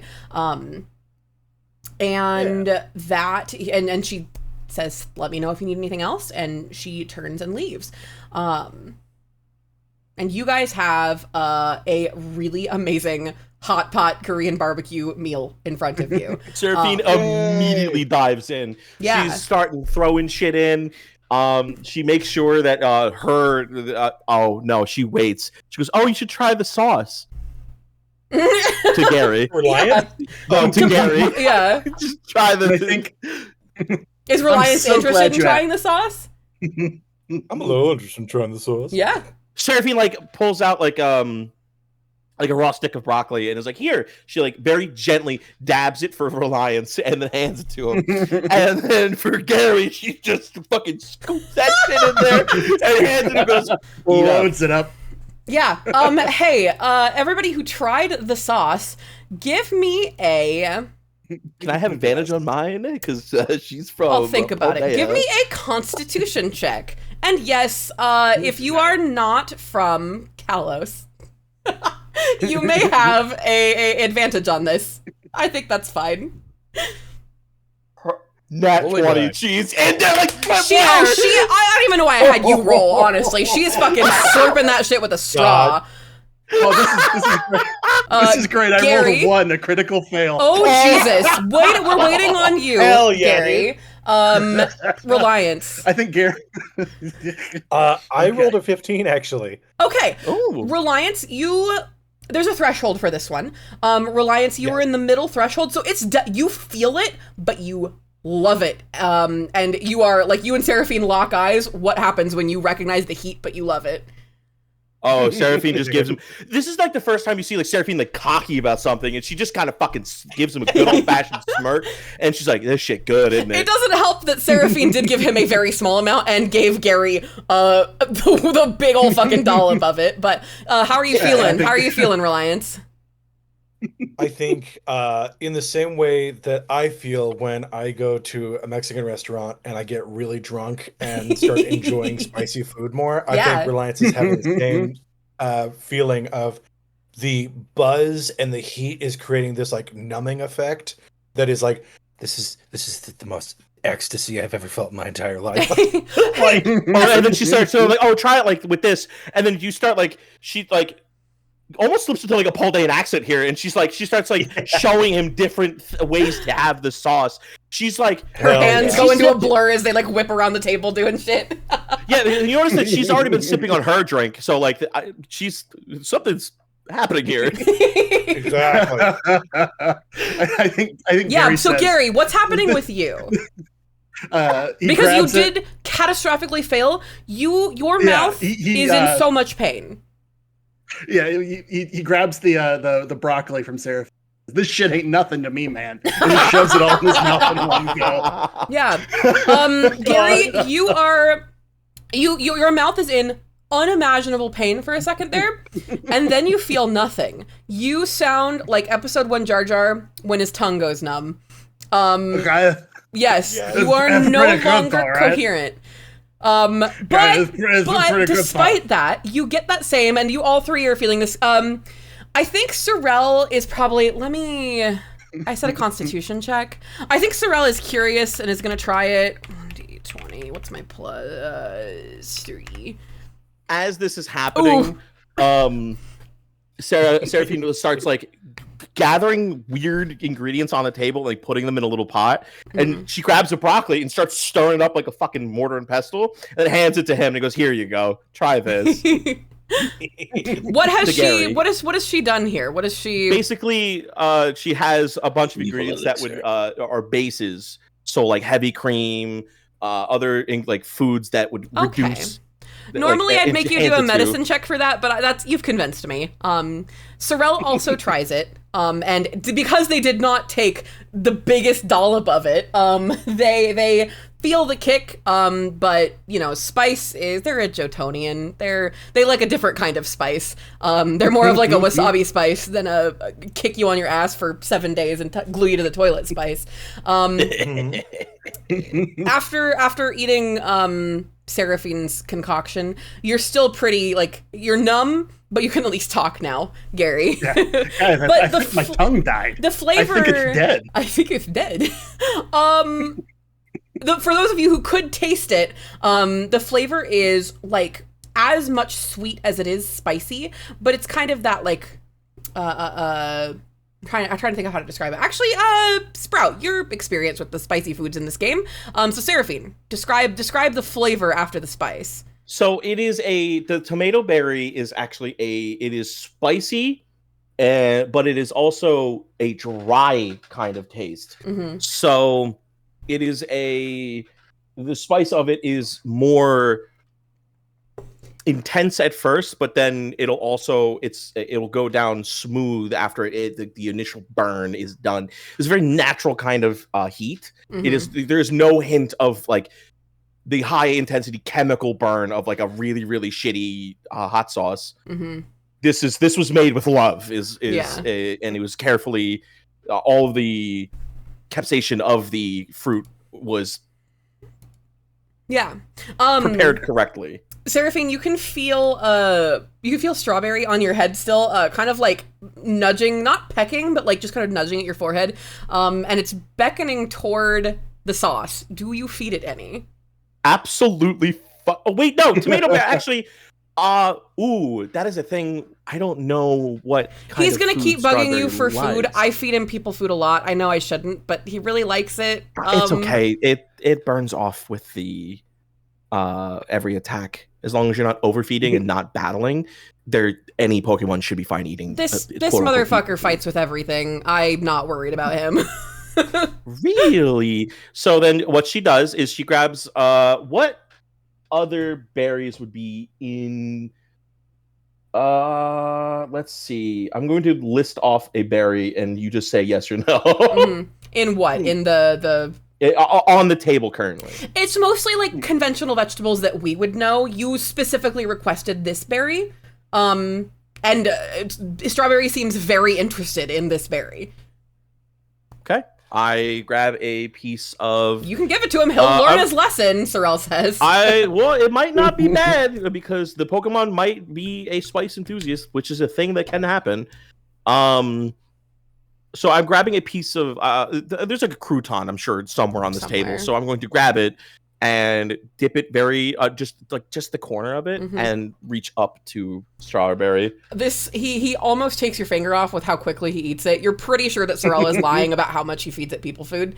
But that's fine. He like fluffs up like, you know what how birds do when they get wet. I'm going to counterpoint here.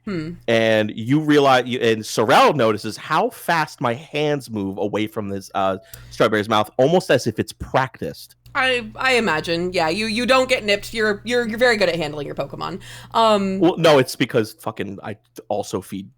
Booper's a garbage can. So actually, speaking of, so I'm gonna wrap up the Strawberry thing here and then ask you guys a question. So Strawberry fluffs up the way that little birds do, like when they when they're fluffing up their feathers. It gets very big and puffy, and its white feathers, its white down, almost engulf it entirely. And as it deflates, its little cheeks are just a little bit red, and it looks very content, despite its eyes watering a little bit.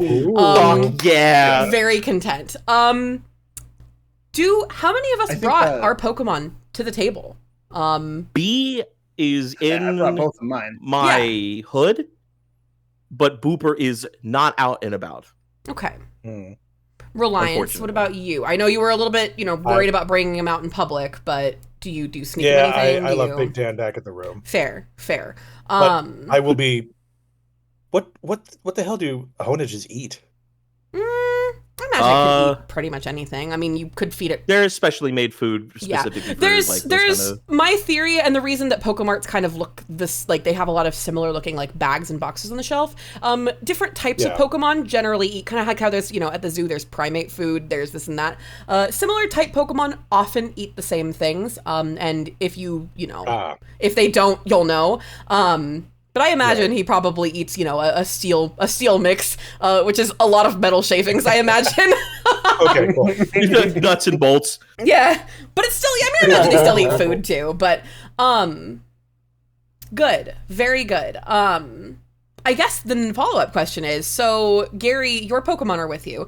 How, for all of us, just out of curiosity, how eager to feed people food to your Pokemon are you? I think because I just caught Opiate of the Masses or Opie the Morlaw, I'm still trying to figure out what to feed him. So while you guys are talking about the berries, I'm like flicking him a mushroom from the hot pot tray to see if he eats that. Yeah. Good. I wonder if mushroom eat mushroom. There is a you get checked on by a young man, also in the the uniform, the same robes that the dark blue Centiskorch robe that everybody's wearing. Comes by with a couple of Centiskorch wrapped around his arms. And he checks yours to make sure it's heating up. He pulls it out with a smooth motion, kind of like how when you pull your pants or your belt out of your pant loops, and you could just whoosh and do it all at once. He does that with the Centiskorch and then lets the other one slide off of his arm, and you see some pink healed scars, pretty clearly from burns. It's pretty clear that he's been doing this for a while and probably has learned the hard way not to touch certain parts of the grill, not to touch certain parts of the Centiskorch kind of thing. Sure. Yeah. These Sizzlypedes are fucking hot, man. They are. But yeah, so you are enjoying your meal. You guys are getting very full. And as the meal's wrapping up, I think you probably order one more round of drinks after the plates are cleared away. And Sorrel says, okay, Bing's not here, but he's doing his own thing right now. We should prep for the journey ahead. I've done a little minor recon. I snagged this pamphlet from the lady out front. And they lay out the map of Valkara that you guys have all, seen it because it's in your Pokedex, Pokenav, iPad, whatever. But you have seen it, but you haven't seen it made for travelers living in Valkara who are traveling Valkara. So it marks the one here for Luminvale, marks out a few notable spots around. You see a place called, let me pull up my map. Sorry, I just realized I had closed all the way the fuck out of it, which was not very smart. Come on. I just want to see the map. You see fairly close to you, on the map, there is a series of rivers, these rivulets going through, with an icon that looks like a Pokemon that I think you'd probably all recognize it.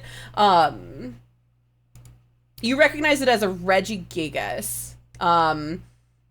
You see Luminvale Town with a big star in it that says you are here. And you see kind of a line. It's clear that this map isn't of all of Valkara because there's a solid vertical line, just showing just part of the continent. But up to the north of Luminvale, and the Regigigas icon, you see an island with some craggy looking mountains, and you see a big warbly line with kind of some weird shading on it. Sorrel points to that and says, this is the Ashlands. It's this big, mesa, this huge plateau, that's where we're headed. Our last instructions from, what was his name?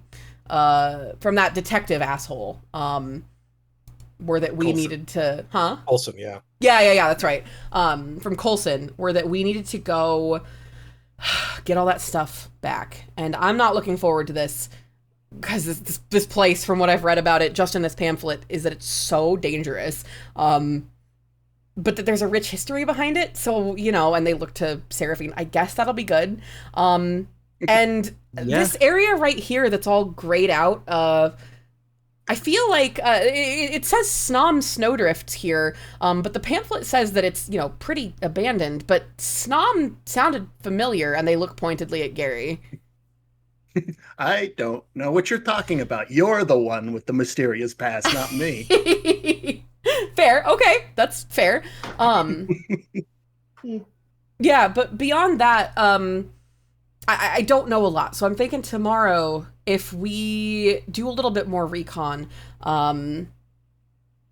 I feel like we could probably be a little bit better prepared. The pamphlet says, Beginner's Guide to Valkara.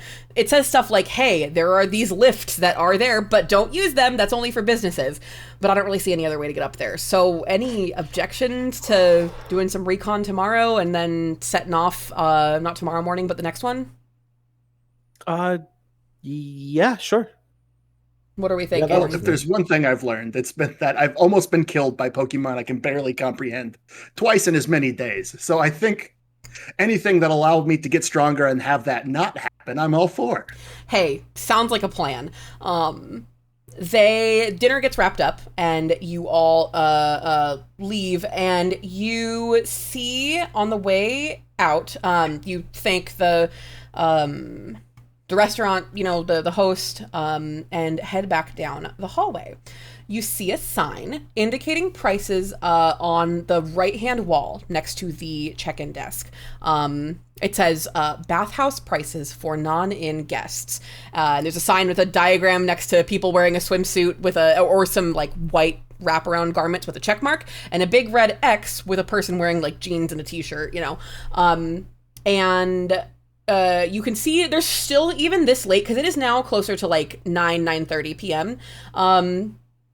you're still seeing people file in and out, and it's not like workers. The dark blue like full length robes that people are wearing are like yukata. They're like bathrobes basically, to wear into what you can only assume based on the sign is a bathhouse. Sorrel kind of peeks in and looks back at you guys and looks back at the thing and looks back at you guys like, you guys want to? Seraphine's already walking towards it. Okay. She's already in there. do you guys wanna? And Seraphine like walks by like without even looking, like, oh well, I guess she's gonna, so I'm gonna. Are you guys gonna? I think. I'm down. Gary grabs Reliance by the hand and is like, "Come, my young ward, we must see to our ablutions." Now, here's a question: Yeah. Is this split sex? We'll be getting to that. Don't worry. Now Okay, I good. do want to know. So you see another sign. You are briefly divided. Where it does, it has a Nidoran male on one side and a Nidoran female on the other side. But it's really confusing because it's just the outline, like a silhouette. So you're really confused for a second. But you do make it into the changing rooms. It's it's just a locker room type thing. You do have to shower off beforehand, and there are attendants in there even this late at night. It's still pretty hopping, which is surprising. And you based on the size of like the outside of the building of the inn, you're certain that some of these people aren't, from like a lot of these people must not be from like guests at the inn. You have the option of changing into the provided white, like loose towel wrap kind of things, or you can run back up, and if you think you have a swimsuit on you, you can also change into that. Seraphine, are you swimsuiting or are you towel wrapping? Towel wrapping. Cool. Gary, Reliance, Sorrel's towel wrapping. Gary's also towel wrapping. Yeah. Just need to know if we're going to be separated. Yeah, I'll take the towel. Yeah, okay. I meant to ask you, Reliance, when we were at the restaurant, did you take your mask off to eat? Or did you like poke food up underneath it? I think Reliance poked food up underneath there. Okay. Do they take the mask off to go in? Like, are they taking it off when they are disrobing? We're separated when we're disrobing, right? We're not just all like in a big, like, locker room there are like there's the old men with their balls hanging out in the locker room, obviously. Yeah, I was gonna say Gary's the old guy at the Y. He's taking his nudity, everything else But is there fine. are curtained areas, and Sorrel markedly like does go back, and you notice that they are wearing their towel up higher, kind of like to cover their chest rather than around their waist, like most masculine people in their side would do. Reliance, what would you take off your mask? Hold on. Give me shit. If you need to think about it and dawdle back in there a little bit, you can too. That can be we can I have something for this. Okay. It's called a coin. There we go. Oh, a smaller white wrap around his lower face. Right. So good. I think Reliance. Because we all have to like kind of like pre-wash. You do. You have to go in there wet, like to prove that you have showered off significantly. You know. Yes, exactly. Okay. Yeah. I think Reliance is definitely going to take the mask off. I would say, look 90% different without like. I was going to ask that. I was going to say, are you like, what's your, what surprises us most about now that we're coming out, since he hasn't taken off the mask, I was genuinely going to have you do the towel wrap around your face if you weren't able to take it off. But yeah, now that we've all, we're all in the reconvening space before going out into the main bath, what surprises us most about Reliance's face? I do have a quick question. What is the bathhouse's policy on tattoos? This one, no big deal. Don't worry about that. Okay. This is not an onsen. This is I'm looking at Sprout's message. That's kind of how I picture it too. Very suddenly handsome. It's just like, yeah, exactly. Very waifish. I would say Reliance's a lot of their upper body is covered in tattoos, specifically two tattoos covering some chest scars And the best way to describe their face is it is very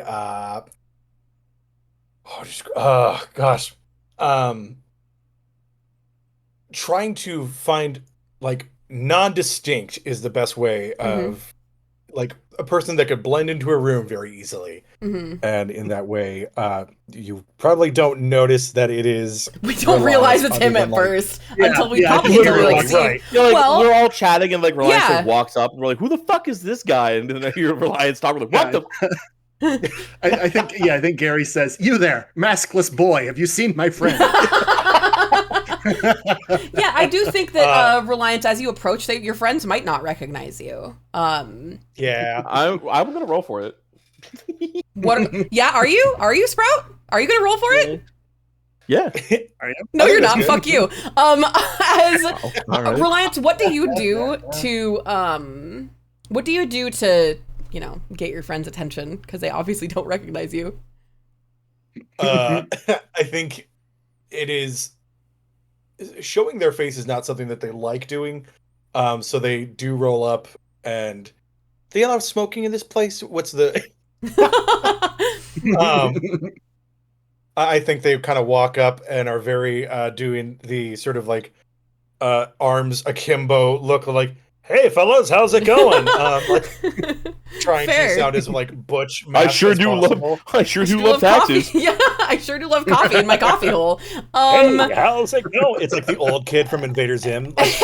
How are we each reacting? Sorrel is just like, "Wow, you," and then they look down at their chest and they look back up and kind of like hold their towel a little closer to their chest, and they give you kind of like a thumbs up sort of deal.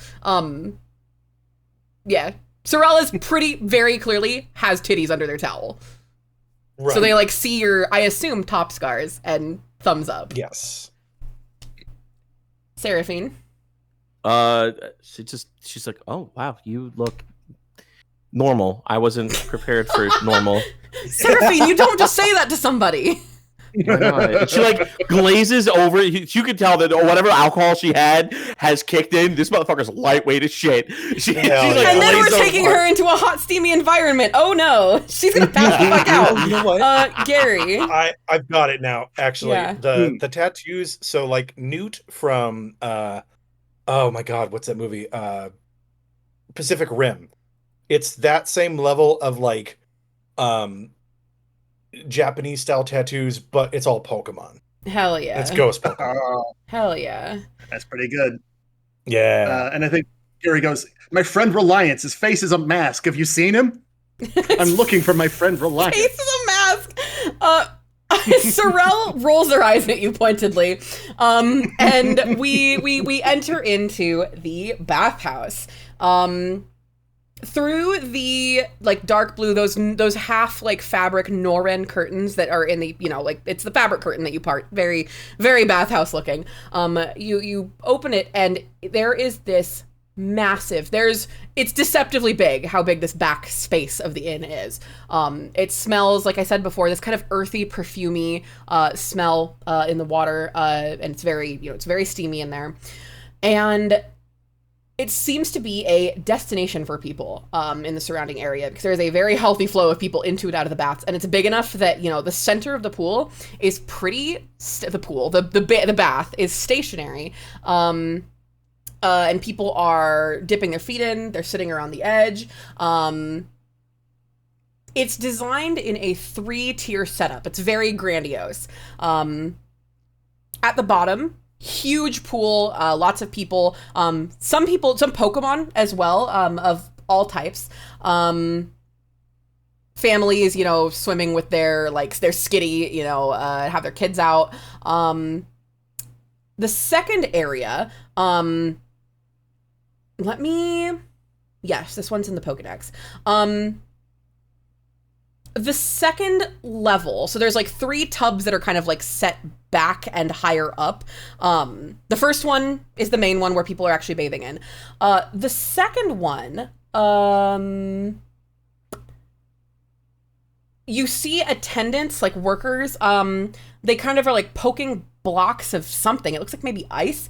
But as you approach the seating area to sort of drop like the stuff that you brought in, you know, like Reliance probably brought their mask. You guys probably brought like your phones in, kind of thing. As you approach the seating area, you see that these aren't just chunks of ice. They are the Pokemon Bergmite. Which is the little icicle shaped stalagmite, whichever the bottom one is. An attendant leans over and checks the temperature with a thermometer, and kind of like scoops out one of them with like a shepherd's crook kind of looking thing, and then stirs up the water a little bit, checks the temperature again. And on the other side, you know, another one gleefully takes a running jump into the tub. They're obviously very happy to be there. At the top tier, there is a Centiskorch, immersed happily in this massive upper tub. It's still the smallest of them, but it's still pretty big. Seraphine, give me a... Yeah. I don't know what to have you roll for Pokemon knowledge is just like nature, right? Yeah. Yeah, give me a nature again. That is a 16 plus 2. Okay, Gary, Reliance, give me an insight. And Seraphine, you said there was a 16 plus 2. You're perfect. 18. Yes, 18. You know, the exact height of a Centiskorch is 9'10". So this tub, even with the part of it that you can see up above, is that's a huge fucking tub, because that is a almost 10 foot, like many tons Pokemon immersed in the water. And Jesus Christ. I had you guys roll insight just now. Gary, Reliance, give me an insight. I got a 17 plus 1, 18. Perfect. I got a 16. Beautiful. Gary, you have the thought that if something as harmless as a Swablu had to have an Everstone cuff on it, if Reliance was so scared of their Pokemon being found out, among other things, to jump into the ocean, you're not sure how it's possible for this business to have multiple pieces of fire bacon running around. But and the thought occurs to you too, Seraphine, but more because you understand what the Pokemon's capable of. So that thought kind of occurs to you as you guys approach the bath. The water is, you're setting your stuff down and you can see that the water is roiling around it as it flows into the lower tub where the Bergmite are sitting. And it gets cooled. You can like see it steaming as like the water splashes onto the top of the Bergmite. And then from the number of people, you know, in the lowest tub that are contentedly, lounging, it's gotta be a very good temperature. So you guys are free to hop in if you wish. How do you all get into the pool? Surfing very calmly, knowing that hot springs are not to be relatively fucked with, does very calmly walk in. Do we need the towels on in there? You do. Or is it... Yeah, it's not a naked bath experience. You're not going to be the old guys at the Y. We've only just met. Gary, how do you jump in the pool or get in the pool? Yeah, I think Gary starts walking and he doesn't stop till it's neck deep. Incredible. Reliance. So true. I think somewhere in the middle of like just like a gentle like find a place to sit and just like drunk enough to just like dissociate. Yeah. Absolutely.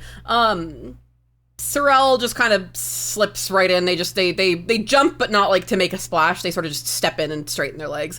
And it is the most heavenly experience. There is something about the way that, you know, the Centiskorch heats it up, the Berg might cool it down to just the right temperature. This is the most comfortable any of you have ever been in the water. Unless you happen to have visited, what's that town in Emerald with the hot springs, baby? Lava Ridge. Unless you visited Lava Ridge Town, which Gary, you may have. I was gonna say, the last time I was in hot springs like this, my Tinkatink tried to steal all the pipes.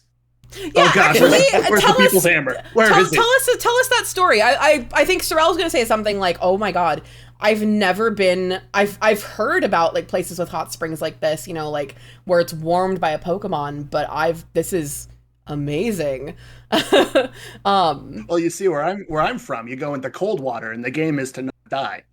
I- So the hot water was a novelty. So anyway, there I am in the hot springs, and then I realize that there's several angry hot spring attendants that are suddenly after me why were they after you? What? because my Tinkatink stole all the pipes to make a bigger hammer. What do you mean stole what pipes? What do you mean they stole all the pipes? Look, I'm just telling you what happened. I can't tell you how it happened. I can tell you that I am not welcome back in that. Lord. They do allow Pokemon in this hot spring as well. You do notice, let me think about a Pokemon that would not be allowed. I'm thinking. Sorry, I Metal haven't. type, steel type. Yeah. You see.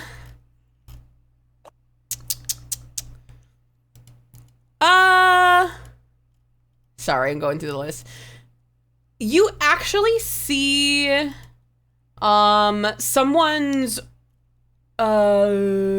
sorry, frantically scrolling through this. You see somebody's Magnemite like near the edge of the water, obviously not getting in because, you know, electric. But you see it near the water. And that's definitely not something that they would just, you know, let be out and about normally. Which you see Sorel kind of staring across the way at it. Yeah.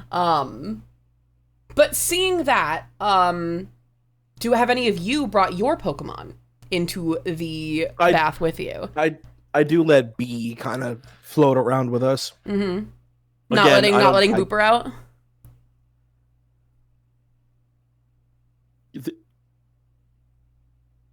How good is the filtering in this hot tub? Yeah. That's excellent that you bring that up, actually. At the bottom toward the center. No, let me... everybody roll... Or whoever wants to try and notice. Roll a... Seraphine would try to so that she can... Perception. Mm-hmm. Okay. Ooh, that I'm not doing shit. I can tell you that right now. Okay. Hold on. Perception? Mm-hmm. Yeah. 6. Okay. Steve's fogging my glasses up. Yeah. No, she doesn't even have her glasses on. Oh, What was that's that, why, yeah. Reliance? I said I got a hot 14. Okay. And Gary, did you try and... I got an 18 plus 3, a 21, baby. Gary, you notice this. There are a handful of Pukumukus roaming around the deepest part. I think you, Seraphine, would know this just from having lived in Paldea, probably. And from, you know, being a researcher, that they have the ability to, they are the only Pokemon that has the ability to purify.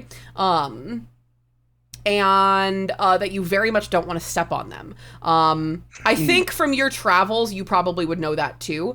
But there's a reason that they're around the deepest part, you know? Yeah, I think Gary turns to Seraphine and points out the Pukumuku and goes, hey, how come that Pokemon's insides are on the outsides and the insides are a big fist?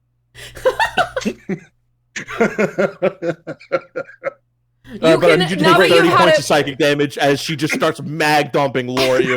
No. Seeing the Pukumuku, Seraphine, just drunk enough, goes, you know what? Fuck it. And just kind of takes it. So there's a bit, she wears a necklace that has a weird, like, little hook on both the top and the bottom. Mm-hmm. And there's been a Pokeball in there. She kind of just takes it out and just lets Booper out because that's where she holds him. Okay. Hell yeah. Very nice. Now Booper is now on his back, floating around, kind of ping-ponging. He's just chilling. I think that Sorel probably doesn't want to deal with getting Strawberry wet. So he lets him, you know, sit on top of his head, but definitely does not let him get in the water. Krog, are you gonna let Big Dan in the water? Do you want to? I think probably he's still back in the room. But I do think Reliance they sell like body lotions and oils and stuff, right? Yeah. I think there's like a spot for that kind of thing, like on the corner, in the corner. Do they sell scented salts for the pool? No, that's pretty like what goes into the pool is kind of like, you know, it's gonna go through the pukumukus eventually, so you don't want to like hurt them or anything. So any like thing that you put on your body, you need to like shower it off, and then you can put stuff on after. Sure. Yeah. I think Reliance buys some I don't know, like herbal oil or some type of like nice scented oil. Yeah, there's a nice selection of like oils. There's some like branded, you know, with the little Scentascorch logo on it. Some lotions. There's, let me think. They're all running like cheap enough that it's not going to make a dent in your, you know, money. Yeah, sure. But they're all very herbal scents. Yeah, like think like the bitter herbs, the way those smell, but on a body wash. Reliance is buying a couple of those for Dan so that he can oil down the blade later on. Nice. I like that. Yeah. Yeah, so you are all very loosey-goosey. You are relaxed. If you have not already, heal your Pokemon and yourselves up to full. It's not really going to matter too much because we're not doing too much combat this session. But you are now healed up to full. Yeah. It gets. I would like to just kind of have some idle chatter so to absolutely kind of bring the Seraphine kind of like as like she's like leaning back on the edge, she's like like really in here. Mm-hmm. She's like, okay, so if we're gonna be hanging out a lot, can you guys be like completely honest with me?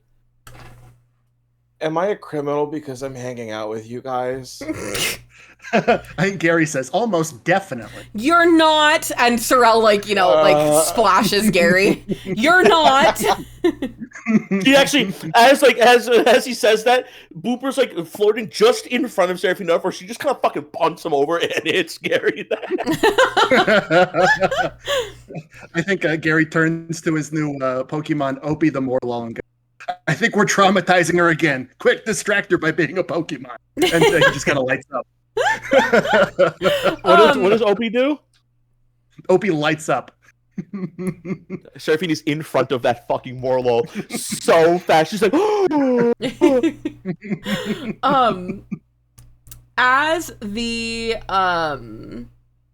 as the night grows a little bit later, you hear kind of a gentle chime, and the lights flash. Like it's obviously, it's not like, you know, an electric thing. It's an attendant flashing lights on and off, kind of as like a, you know, however many minute warning. And you guys are signaled to that it's time to get out, much to your chagrin, because this bath has been the most relaxing experience in a long time for any of you. So I think Seraphine would put B back in the ball, but grab Booper by his fucking head. Mm-hmm. Just manhandle that thing. Yeah, hey, Gary, Booper you were gonna completely fine. Gary, you were gonna say something. Oh yeah, I think they were in there long enough that he flagged down a passing attendant and is nursing a bottle of Squirtle sake. Hell yeah. Ooh. There is absolutely, you can drink it here, so if you choose to drink a little more, you can. Just know that you did each have a bit at dinner, so... Seraphine would also like to have had a shot with Gary. Are you joining in, Reliance? Absolutely, and I think that Reliance, at some point, while they're all sipping sake and feeling feelings about, you know, what's right and what's legal, Reliance leans over to Seraphine and is like, listen, it doesn't matter what the press says. It doesn't matter what the politicians or the mob say. It doesn't matter if the whole country decides that something is right and something is wrong. When the mob and the press tell the whole world tell you to move, your job is to plant yourself like a tree beside the river of truth and tell the whole world. Nuh-uh. Gary, equally drunk, goes, that's what I was saying. This is why, shut up. This is why, I agree, shut up. This is why we need a revolutionary model. Why a evolutionary model is coming. Sorrel the is... intelligentsia. Listen, Oh, sorry, go ahead. Sorrel did not drink with you guys, so they are one by one ushering you out of the tub as best they can. You can continue to talk, but just know that they are trying their best to get all of your drunk asses clothed and as Sorrel's pushing out Seraphine, she's like, hold this, and just kind of pops fucking Booper against Sorrel's. Hold this for a second. Listen, you guys are doing something really cool, but I'm just here to try and make people not think about my uncle when I hear my name. So, like, you guys, are you holding him right? You gotta, and then she grabs Sorrel's hands very gently and like fucking puts puts the fingers right between like the two fins on each side of Booper's head. Just hold him like this and put your thumbs right here, and he'll start purring. It's really funny. Watch, and then just immediately turns right back to fucking keep and I'm going. Sitting here with this vibrating Booper, and trying my best to, again, still usher you guys back out, and I let you continue to talk. I do separate you to go back and get changed, but you are provided the identical blue robes that have the Scent of Scorch logo on the back. We meet back up outside the front and stumble up the stairs to the room at the inn. Unless you interrupt what Sorrel is doing, they're gonna probably sit you in the conversation pit. It's got to be pretty late, and Sorrel is yawning, and they're trying to figure out room divisions while you guys are still yapping. Seraphine's like, oh shit, hold on, I gotta. And she like locks the fuck in. She like sits up, puts her, locks in, dies. Locks in. She's like, hold on a minute, and grabs the paper, the research paper that her uncle left her, and hold on, you guys want to read this with me? Yeah, here, hang on. I need you, Seraphine, to roll. Roll a Constitution check for me. Oh no. Oh no. Con, huh? Yeah. That is a nice, beautiful 6.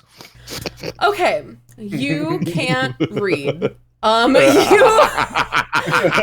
on this page is making sense. You and me both. You are, if anybody else wants to try and read it aloud to her, you're welcome to do so. Actually, Seraphine would like to try to hand it to Sorrel, and you... Oh, to Sorrel, the one not drunk person here. That too, but she's like, you're smart all the time. Here, you try all this. the time. Okay, and they kind of like, because they're at the top, they're standing on the top of the conversation pit, trying to like move your guys' stuff into your separate rooms, and they just like put their hand on top of her head and sit her down in the conversation pit, and they say, well, there's a lot of like technical stuff, but the big thing that like looks circled here says a list of those things in that attachment your uncle had mentioned. It's a list of stuff your uncle's asking for, it looks like. Capture a Volcaran regional variant to bring back to Kalos. Take a few soil samples from Mount Cargo. I don't think that was on the map. And surrounding areas, and then bring back any megastones you find in Volcara. That's the 3 things he has circled here. Little does he know, I could just make my own. You guys want to see? It'll take a while. I can do it. What? Make your own megastone? What? Yeah, you didn't know? Hold on, I learned it a lot because I read a lot of the books, and it's not exactly what they say it is, but if you just kind of, and like she goes into her bag and like reaches in and grabs a marble, and she's like, and then starts pulling out other like technological shit, and it's almost like she's not drunk when doing this because it's just pure of the, it's just she's doing this in the flow. She's like, this is heavily practiced no matter what, and she sets this all up on the little table in the middle, and she's like, okay, so if you do this and this and this, and over about the course of an hour, you watch her as she infuses something into this marble and becomes a honest to God genuine keystone.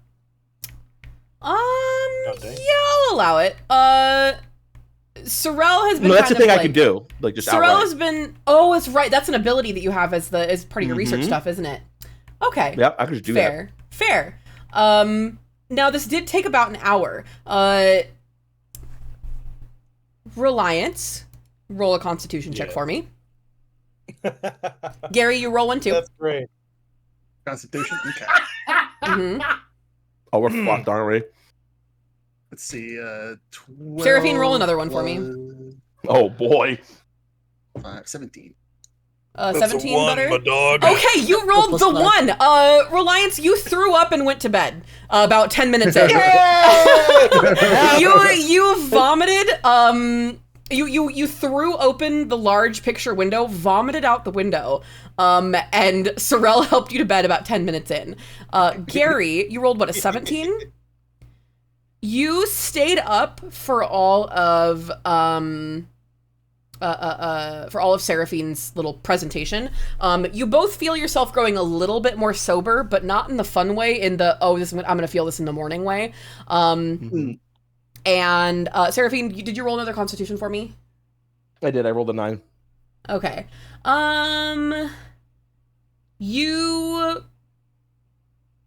You're fine, but again, you're gonna feel it in the morning.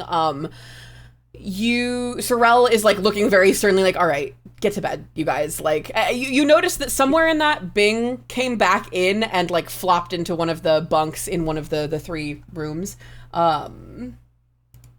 Sorrel is ushering you guys in to bed. It is now like past midnight. You guys are very tired, still a little bit drunk. Reliance is snoring in their bunk, and all is well at the inn. Seraphine, how do you store your megastones, just out of curiosity? The key. I don't have any on me, but I mean, I would just kind of keep them in my bag. Okay. But the keystone currently is just kind of on the table. Yeah. Because she goes, ta-da! And so I was like, okay, get the fuck out of bed. Yep, exactly. Yeah. That's good. So the night passes. You wake up in the morning. Seraphine and Gary, you feel okay. You still, you felt like you drank a little bit. Reliance, you feel like hot doo-doo ass. This is not the worst hangover you've had, but it certainly is one of them.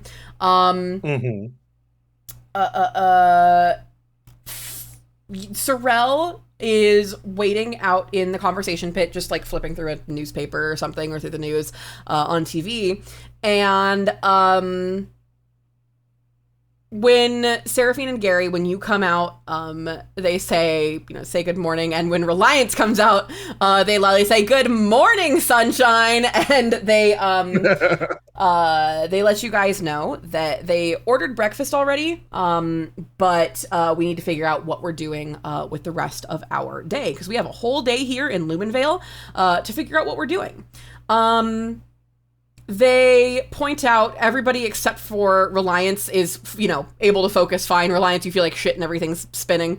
Over breakfast, they point out a couple of things, that are of note. There's a Pokemart that we probably want to hit. There's a little street fair going on that's like on the way. We might as well, just see what's there. There's a museum of art and history that's kind of cool. And that's kind of, for this side of town, that's kind of it. But I think really the Pokemart's the main thing we're going to need. Do we want to maybe hit... I mean... Is there anything you guys want to do today in particular, or...? I think... Go ahead. I think Gary comes out, and he's sweating a little bit. Mm-hmm. And then he leans over quietly to the 3 of you and goes, I would like very much to go somewhere very populated. When we were drunk last night, I did not keep track of my Tink-a-Tink, and his hammer's a little bigger. Oh. Well, what does that mean? What does that mean, know Gary? What it means. I don't know what it means. I know what it could mean, and it definitely means we have to get the hell out of here. Well, we still got another day here, but I don't know. I feel like if something hasn't happened, I don't know. It'll be fine. Just keep him in the ball. We've never heard of a Tink-a-Tink. Seraphine's walking out. The people's hammer. Mm-hmm. Seraphine's Seraphine walks out of the bunk and she looks groggy, but and then she's holding Booper like a fucking like white knuckling his body, and she has a glass of water in one hand, and with a toothbrush like in between the cup and her palm, and she's like, "Oh my god, I don't. What the fuck?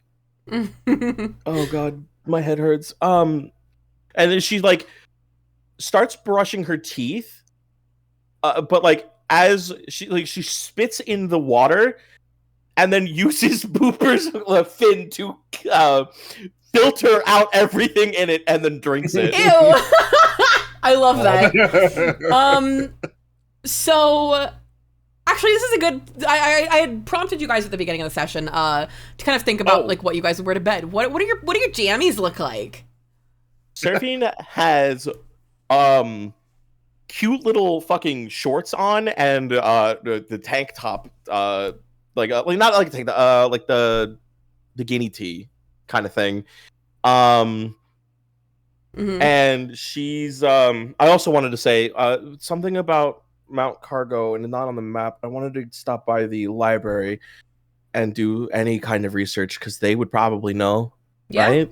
I don't know. Maybe the museum. I don't see a library on here, but I mean, we can always look. I mean, the school. Oh yeah, the university would have a library, wouldn't it? Yeah, we can go and check there. Yeah. But let's give Gary and Reliance a chance to describe their jammies. Yeah. Okay. You want to go first, Krog, or me? Go. Okay. I think in keeping with this old timey vibe, his sleepwear is full Ebenezer Scrooge. Like, blue and white old timey sleeping gown with a cap with a little ball of fuzz on it. Does he have a candlestick that he keeps with him for such an occasion? Yeah, he has a candlestick he brings everywhere. Good. We need to get you the candle. Yes. Oh, a Litwick. A Litwick, yeah. Oh, that'd be so funny. Reliance. I think Reliance has a pair of like Haunter themed silk jammies, both like top and bottom, and he does have a pair of Aegis slippers. Oh, fuck. Very that's so good. cool. I love that so much. Very cute. Bing, we haven't seen their pajamas yet. They might not sleep for all we know because they left pretty quickly yesterday and left this morning before we got up. Sorrel wears a huge baggy t-shirt, but they are wearing a very like ratty pair of juicy velour like hot pants. They have the word juicy written across the butt. And when, like, if anybody, like, takes notice of it, they kind of, like, turn around quickly. They're like, listen, I've had these since high school, okay? I don't want to throw them away. They're comfy. No, I don't judge you, because then Seraphine turns around and shows you her ass, not really thinking, and has her fucking, her school, the Kalos Star Raptors, fucking all right across her ass. Oh, yeah. So, Kalos technical. I guess next question, what's your morning routine look like then? Let's start backwards. Let's start Reliance. We're all gonna get ready and meet back here in the main room, and Sorrel rushes off to go get ready. What does your morning routine look like, Reliance? I think on this particular morning, there's a lot of taking of pain medication. True. Specifically for the hangover. Just like guzzling water. But Reliance mostly does like a nice face wash in the morning, a little shower situation, and after they put on their mask and do a little bit of eye makeup, I think that their biggest thing that they're doing as everybody's talking and getting ready and stuff, black coffee and wiping down Big Dan with like a very specific kind of like microfiber cloth, with that oil that he got from the bathhouse. Nice. And as they're all like talking and stuff, he's just like, yeah, the museum and stuff. That museum sounds nice. That's quiet. And like just like half asleep still, and like, but like doing this motion of how to describe, like, it is more muscle memory of like pretty much tries to take care of Big Dan as much as possible. Mm-hmm. And like keep him and his like blade nice and sharp, and like just, you know, without obviously touching the bits that a hone edge does not like touched. Mm-hmm. But like, no, he loves that as a little guy. Yeah. Absolutely. I love that. Gary, what's your morning routine look like? Yeah, I think Gary wakes up and he gets out of his old-timey Victorian sleeping clothes. And then he reads some of the pamphlets he brought with him, all the ones on Snomian. He re-ups his notes he brought with him. And then he's a little sullen. He sees there's a side of him you don't really see where he pulls out a little cigarette case. And inside is a bunch of little odds and ends. Mm-hmm. One of which being a little blue kerchief that's been scorched. It was on fire at one point. And he looks at it, and he puts it back in the case, and then he sees Tinkatink come in with a slightly larger hammer than normal. And then Gary goes, "Oh, God damn it. No, not again. Not again. Very good. All the copper pipes. Seraphine, what's your morning routine look like? So I already got into a little bit with her and the toothbrush. The toothbrushing, yeah. Yeah, but she wakes up, she has the conversation, and she goes in, she puts on some minor makeup, and then puts on a whole new outfit, because I don't like the fact that most characters just wear the same thing over and over again. Mm-hmm. So Seraphine does like to dress up. Mm-hmm. But this time it's a little more climate. What is the climate of Volcara? Is it like more? It's varied. Here in Luminvale, it's a beautiful sunny 72. It's a lovely day outside right now. Mm-hmm. But is like the tropic of? Like, is it like a tropical kind of place, or is it more like? What is the overall climate of? You don't know. You don't know. You are welcome to research it at the library, but it's from what you've experienced so far, you would guess it's temperate. It is. Okay. Yeah, it's a Four Seasons kind of space. At least Port Prelude, perfect. Luminvale, Meridian City have all been so far. Perfect. So then Seraphine will put on a light jacket, a different top, and a different pair of shorts on, keep her boots and gloves on, and she will get out, make sure that both Booper... Well, actually, she feeds B the right thing, and then kind of looks around, finds leftover food that we brought back from last night, just kind of like... You watch, just like, puts her arm on the table, pops open Booper's mouth, just kind of fucking drags her arm into his mouth, and all the plates and everything are going in him, and he just closes his mouth and goes, "Okay." Very good. Sorrel has an unremarkable morning routine. Gets up, takes a shit, get out of bed, and they. Hang on just a second. Okay, Butter's pissing. Yeah, so all of our little morning routines are done and taken care of. I think the group will probably head... Let's do the stuff we can do together first, and then Sorrel proposes. Let's do the stuff we can do together first. Things like the Pokemart, you know, the little street fair on the way, the museum. And then if we want to split up from there, we can. Does that sound okay with everybody? Reminds, do you want to come with me to the library? I'd be down. Yeah. So we're going to go the first three places that Sorrel points out on the map, just on like their phone. Pokemart first, and there's this little street fair on the way, and you guys head down toward the direction of the Pokemart. And the street fair isn't as big as you thought it would be, but there's like some, you know, like fried, like snacky foods. It's mostly kids' activities. There is face painting, and it looks like it's free. Is anyone interested in face painting, or are we going to keep walking? Absolutely. Okay. You see that most people who are there and like have a Pokemon out, because it's fine to have certain Pokemon out on the street. You're not sure which ones necessarily, because you didn't read the exhaustive list of every Pokemon that was legal and illegal to have in Volcera. But if you wish, you can try and get your Pokemon's face painted to match you. You see a little girl kind of bounding away with her skitty that has a little, a Butterfree painted on it, on his cheek to match hers.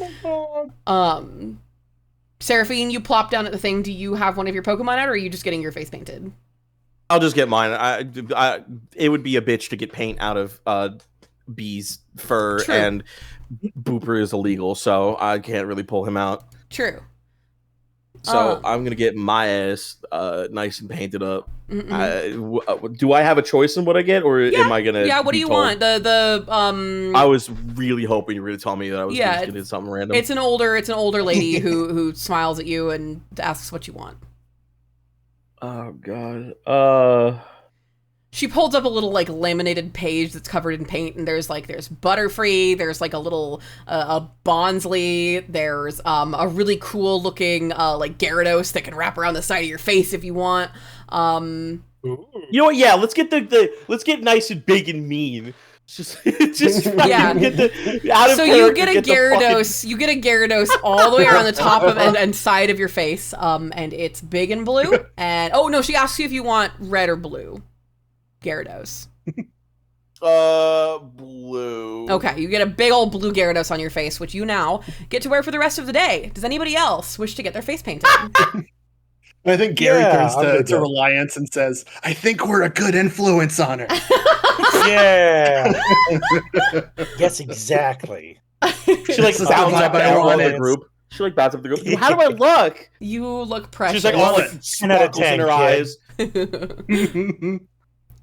This is the energy we need to not get killed by the government. Exactly. Don't worry about it, honey. And we keep walking down toward the Pokemart. It's got there's nothing super spectacular about this Pokemart. It's actually kind of small, but it is a 24-hour one, you notice. It's got your basics. I will get you guys a quick list of everything that's here in the DMs. It's got your, your basic balls, your great balls. It's got a couple of berries, some of your basic drinks, your potions, your waters, that kind of thing. And here in, but you do notice after a little bit of digging, you find that there is there are net balls on sale. They're a little bit steep. They are 1,250 Poké Dollars. They are quite steep. And there's heal powder, which reading the back of the package as you browse, you see that it does do more than your average berry. But not more than like a super potion. Oh no, I guess it does do more than a super. It does 5 hit points more than a super potion, and that is 125 Poké Dollars. So I would like to buy. If you wish to like do shopping like after the session too, you don't have to like. We can just say you bought some stuff, and we can talk about what you actually bought after the session if you wish. I'm just gonna write down what I buy so that and I can have a little list. Mm-hmm. I'll probably do the same. I will say Reliance did also get his face painted. Oh, did he? I'm so sorry. I didn't even pause to think. Yeah, Reliance, totally tell me what you got painted on your face. I think Reliance finishes the other half of his face to be a dust skull. That's very good. Yeah. And so it's like. So when he pulls his mask back up. And the top. Yeah. I like it. That's very good. Yeah, and I'll probably just give you a list of stuff. Just like potion water, revive, repel, stuff. Yeah, when you get to it, go. You just send it in the fucked up chat just so I know. What, Butter, did you get your face painted or were you hanging back? I know Sorrel was hanging back. No, I think while that was happening, I was trying some of the local, not to my, but to feed to Opie because I'm still trying to figure out what he. You cut out a little bit, but you got street food to feed to Opie to see what he eats. Yeah. I think there's probably like some kind of fried ball type food, like a hush puppy type thing. And there is I'm trying not to go too hard with like it's all Japanese food. There's this weird little like cake kind of thing. It's perfectly cube, and it's deep fried. And it does say don't feed the Pokemon. Like on the sign says like, please don't feed the Pokemon. Do you do so anyway, Gary? Yeah, I think I break off a corner of the food cube to give the Opie. You taste the food cube as Opie's eating it, and it is like this impossibly honey syrupy sweet. And you look at the sign and realize there are some Combi on the sign, so it's some kind of like really thick honey cake. And you enjoy it a lot, and it seems like Opie does as well. Okay, maybe mushroom eat honey. Yeah, maybe. Cool. So we're done at the street fair. We're done at the Pokemart. We approach further down this same main road and away a couple of blocks. There is a quiet museum of art and history tucked away. You enter in, and it's a fairly modest size. This one isn't affiliated with the university. But you see like some signs that they talk about their sister museums in Luminvale City in Sinnoh. Not Sinnoh, Kalos. Thank you. Thank you, Kalosian. But upon entering, you all hear a guided tour finishing up. There's an older woman with glasses balanced on her nose finishing the tour, and she says, and ultimately, the gym challenge system was deemed unfit for Pokemon trainers by the Volcaran government. From the ashes of this archaic system rose our exceedingly efficient, organized licensing system that we all know today, and the rest is history. Thank you for attending today's tour. Please take your time exploring the rest of the museum, exit through the gift shop, and we hope to see you next time. There are two sections. There's like there's the art section and the history section. Which part do you explore first? Do you guys split up? Do you guys stay together? Uh, I guess which parts are you drawn to initially? Yeah, I think I can probably guess, but yeah. I mean, I think that Reliance, they have a more of a past within like art history. Yeah. So they would actually be super down for going into the like more historical side of stuff first. Yeah. Gary, are you kind of sticking also, with? Yeah. Oh, sorry, I just wanted to also mention. You're good. Reliance would also love to buy a couple of them Combi cakes. Sorry, I was in the bathroom. Oh, absolutely. You're so good. I will, I'll say that they're like wrapped up in some kind of paper so they can safely be put in your bag. Yay! So you now have 2 Combi cakes. They don't heal you, but they do taste good. They're not medicinal cake. So vibe seems like we're kind of sticking together and going through the museum together. Is that correct? Mm-hmm. Yeah. Cool. They circle through kind of some low-level historical stuff. It's actually nothing that's super, like, insanely impressive. It's lots of replicas of statues. Seraphine, you are pretty well educated, so you recognize stuff from, like, some materials that are labeled as on loan from the sister museum, and you've seen some of these replicas before. You see like some stuff from maybe the Eterna Museum in Sinnoh. Lots of statues of Pokemon bones. Lots of stuff you already know about Volcara, like the fact that there's a licensing system and not a gym challenge. It's pretty standard, history of Volcara that you would find in a beginner's guide to Volcara. It's honestly nothing that none of you already know. So you go through. You see, there's sorry, I am bouncing back around in my notes here. I apologize. I think the most impressive thing, because the history side of this, it almost looks as you kind of roll an insight for me, actually, really quick. Okay. Everybody roll one. That is going to be. This is a natural 20. Okay, good. Hell yeah. And I got Is a 19 plus 1, a dirty 20. Wow. Okay. I got a 19 as well. Oh my god. Okay, so all of you notice, you know how like in grocery stores when they move displays on those like tiled floors, how it leaves like an outline of like grease and dirt? It's that kind of thing. You notice a lot of like outlines as though something sat there for a long time and then was moved. You kind of notice some bolts in the wall that haven't like been painted over, that looks like some stuff might have been ripped out. It's a little curious. You don't know if like they weren't like advertising new exhibits or anything. So just some interesting stuff that you notice around the museum. As you leave the kind of unremarkable history part of it, you go into the art part. Reliance, I'm not going to make you roll for this because you rolled so well, but you recognize a lot of these artists on display as renowned but classical.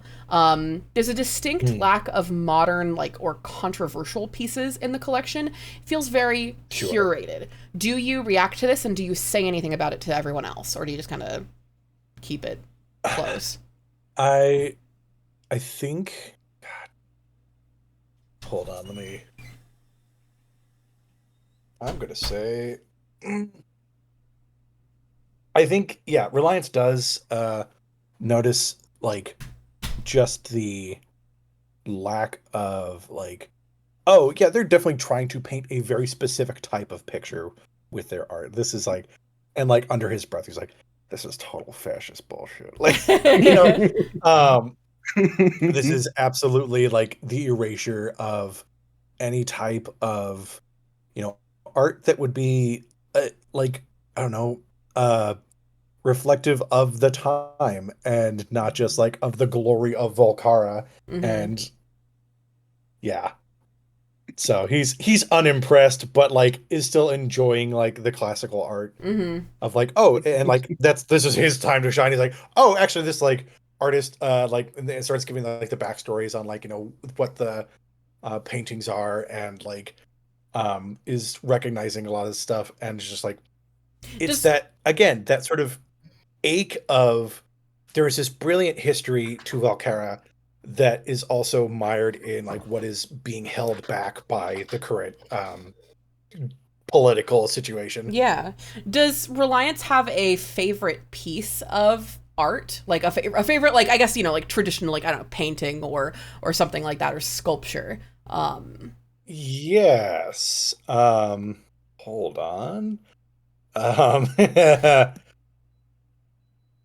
We can take time if it's going to be a funny, or we can, you know, you can just say like, yeah, it's, you know, it does exist and I can make something up. Yes, it does exist. Make a Pokemon version of Ivan the Terrible and his son by Ilya Repin. Yeah. Give me a sec. Give me a sec. This is actually really funny. Oh Jesus! The painting is not for sure. I know, it's super silly actually. The painting of Ivan the Terrible and his son, the one with like where he's holding his dead son. Yeah. This is Can I propose that it's two Snorlaxes? I was actually gonna make it it's an Incineroar holding the first evolution, and it's of Incineroar, whatever the fuck, looking haunted, cradling a Litten in his arms. You can't tell that it's covered in blood because it's already red.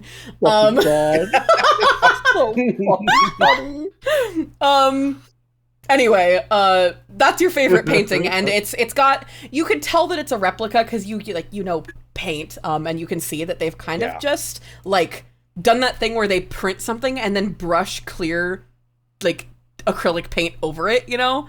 Yes, absolutely. Which is a little disappointing, but you could see these random fucking brush strokes and you're like, ow. Right. Yeah, so a kind of unremarkable museum of art and history, but Butter, Gary, give me a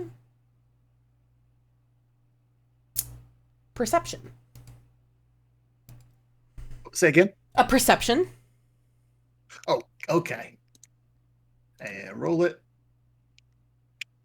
13 plus perception. 13 plus 3 is Perfect. 16. Perfect. I'm so glad you got this. Okay. You see a small out-of-the-way exhibit that looks like it's dedicated to the history of the Snom snowdrifts. It's not big. It's like a small, like basically cardboard little stand, and it's got some, like a handful of like product labels, newspaper clippings, generally kind of like a selection of items that do not paint the founders of a certain ideology in a particularly positive light. It says the kind of things you'd expect a museum to say about Snomunism. And you see a kid standing and staring pretty intently at it. What do you do now that you've noticed this small display? Yeah, I think Gary was also grumbling as well. At the same time as said, this is fascist bullshit. Yeah. And then he sees that little standee of Snomunism, and he goes over there, and these uncharacteristically somber again. Yeah. And he just turns to the kid and very gently goes, "Remember, history is always written by the victor." And the kid gives you this smile. Did anybody else join Gary on their when they walked over to the Snomunism exhibit? Yeah, I think so. Okay. Seraphine, did you? No, I was actually wondering, was there like a some kind of astronomy or space tier exhibit here? Nothing outside of like a few, like dedicated to like Cosmog, like just the Pokemon itself. It's got a little blurb on most like legendary Pokemon, so if you want to read a little more about that, but it's nothing you don't already know. Yeah. All right. Well, then, yeah, I would be with them. Reliance and Seraphine, you sort of hang back while you watch Gary, like pat this kid on the shoulder, and the kid turns and gives Gary this smirk. And he says, "You're right, comrade. The revolution will remember our actions fondly." And this kid swipes something from the table, from this small exhibit. The second that their hand passes the velvet rope, an alarm starts sounding. It's for the size of the building, like it's like 3 rooms. It's not a very big museum. But this is way too loud of an alarm for this like small of a building. Insanely, and it is deafening, so it startles all of you. You see him swipe an empty tin of government issue meat with a winking slowpoke on it. Was there 1 second, and now it is not. And the kid like kind of claps your shoulder as he runs away. He's already making his way toward the entrance. Okay, and I think the second that Gary sees that, he hurls himself bodily into like the red, the red, what do you call it, velvet? The velvet rope kind of thing, yeah. Mm-hmm. And then, then he just eats shit. Yeah, and you send as tangled in it as he can. You send the entire exhibit scattering, and suddenly there's this kid running away. That museum curator with the glasses balanced on her nose gets really startled, and she comes, toddling over and is pretty cross with you because you knocked over an exhibit. Gary goes, "Oh, like, get this off me! I'm being attacked." Gary, you have just enough time. I'm making this up on the fly, so I'm sorry if I stutter or stammer, but you have just enough time, since you have knocked this over, to grab something from this exhibit. Do you take something? Blindly. Yeah. Okay. You reach out. I'm squirming and writhing and causing a scene, but I think... Yeah, and this woman, she's just, "Oh my goodness, please, sir, contain yourself." I'm chock full of lawsuits. Everybody's getting one. Yeah. As I want you guys to know, as this is happening, Seraphine, if you like, Reliance looks to his left where Seraphine was. It was like a little outline of where she was, and she's already out the door. She's fine. That's part fine. in this. Yeah, that's totally fine. you reach out your hand kind of blindly, and you get your hands on you stand up and pocket the thing, but it feels hard and spiky, but not like it's flat. It's like hard, smooth on one side, and flat, and the shape of it sort of feels a little bit textured. And as the woman, crossly ushers you out and the rest of the group follows behind, you're able to peek at it and you see that it is an enamel pin with a recognizable symbol to you. You recognize it as a snomunist emblem of some sort. Okay. Yeah. So you now have that you stole from a museum. Oh, yeah. Yeah. It doesn't belong in a museum. It belongs outside of. From here, Sorrel, you guys, make way. Like you're walking about as far from the museum as you can, in a few swift steps. And Sorrel says, "Oh God, why we gotta stop doing shit like this, you guys." When you get to a little park area that you can all sit down, Sorrel, gets everybody water, and they say, "Okay, so from here, we can stick together. We can split up. I know that Seraphine, you wanted to go to the library, and I think Reliance did too. I think I'm gonna probably honestly go back to the inn. I think I want to look a little bit more into plotting our route, as long as that's cool with you guys. What are we thinking we're gonna do from here?" Gary, this is basically your choice to do your own thing, stay with the group, or go back to the inn. Yeah, I think Gary stays with the group. Okay, so although he's yeah, he is he does have that enamel pin in his hand. Yeah. Sorrel's gonna go back to the inn to plot out our map a little bit more. And you three are going to go make way for the university again. You recognize the male guy running around. He waves at Seraphine because he recognizes her.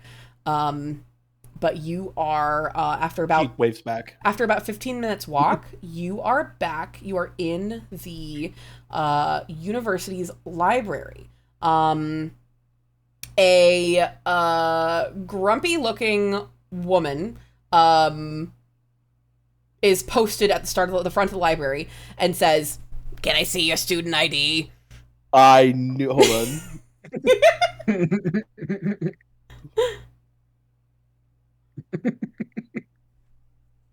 What's up? Yes, yeah. Exactly. Yes, that's her. Sprout just posted a picture of Roz from in the chat. "Can I see your student ID?" Oh, I'm not part of the school. I was just here to do a little research on the. She sighs really heavily. The library's only open to students, faculty, and guest educators. If you would like to have temporary probationary access, you need to go back to the mail room or the student academics office and fill out a form 2319. Thank you. Have a good day. What do you do? I think Gary leans over to Seraphine and very quietly whispers, "We can solve this very quickly through the power of crime." No. She goes and follows where she's supposed to go to get access to the library. The nearest place is probably the mailroom. And there is you fill out a form, you give a lot of your information to this institution, and they say the lady at this desk looks suspiciously familiar, says, "Your form will be processed in 2 to 3 business weeks. Thank you. Have a nice day." She grips the corners of the desk. She's like, "Would you like to try some crime?" She puts a finger, her hand whips up so fast and puts it straight to Gary's lips, and she's like, "Hold on. Is there any way any other way I could get access to the library to do some research. I just want to learn the lay of the land. She looks over her glasses at you and says, should you really be in Volcara if you need to be learning the lay of the land? You know that the wilds are dangerous I out am here on research from Kalos. I need to learn the lay of the land. It's just then that you hear some footsteps bounding up outside the door. This is kind of a small office, so the three of you are sort of like cramped in here, shoulder to shoulder. But you hear footsteps bounding up to the back door, and the door swings open, and the mailroom guy is there. And he sort of saunters up and he says, "Oh, hey, Ms. Sycamore." And he looks at the form that the woman is holding, and he says, "Oh, that's like 2 to 3 business weeks to process." And he looks at the woman meaningfully and he says, come on, Cheryl, can't we do anything? And she looks at him and she looks back down at the paper and she looks at him again. And she says, anything for you, sweetheart. And she stamps it with a big, like a comically big red stamp and hands it back to you. And he waves cheerfully, and goes, for some reason, this guy is in fact always running. So he waves to you, grabs a couple more pieces of mail that have, come in between his last trip, and he dashes back out. And you hear him bounding away outside of the door. Thank you. I think Gary turns to Reliance and whispers, write that down. It's What was that, Butter? Exactly. You cut out. It's write that down. It's what? Oh, can you hear me now? Am I crunching? A little bit. Write that down. It's... Do I need to log back in? No, you're good. It's not robot. You just kind of Okay. cut out a little bit when you get like, I'm not sure, but you said write that down. Write that down. It's People are super easy to bribe here. At least here at this one institution, you're right. But you now have access to the library. Sprout, do you know your Dewey Decibel system? Are you going to be able to find anything in this library? Tell me what you're looking for specifically. Just researching because on the map that you gave, you got from the thing. Actually, hang on. I'm retconning the thing I just said. It's the Doduo Decibel system. Anyway, continue. Funny. Well done. Well done. Not even do a trio decibel. Unbelievable. No. Just Doduo. Seraphine's just here to do research on some of the things that her uncle sent her for. Researching on Mount Cargo. Any kind of outburst of natural energy. Any kind of research of that kind of thing, and also I guess soil samples of the soil. Yeah, you are not going to find the soil samples are pretty clearly something your uncle wants you to just take. That's something you are going to have to get in the field. While I do a quick little bit of seeing what information I can give to you, Reliance and Gary, are you doing anything in particular in this library?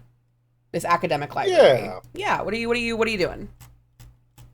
I would like to research what the deal is with the hatred of ghost type Pokemon.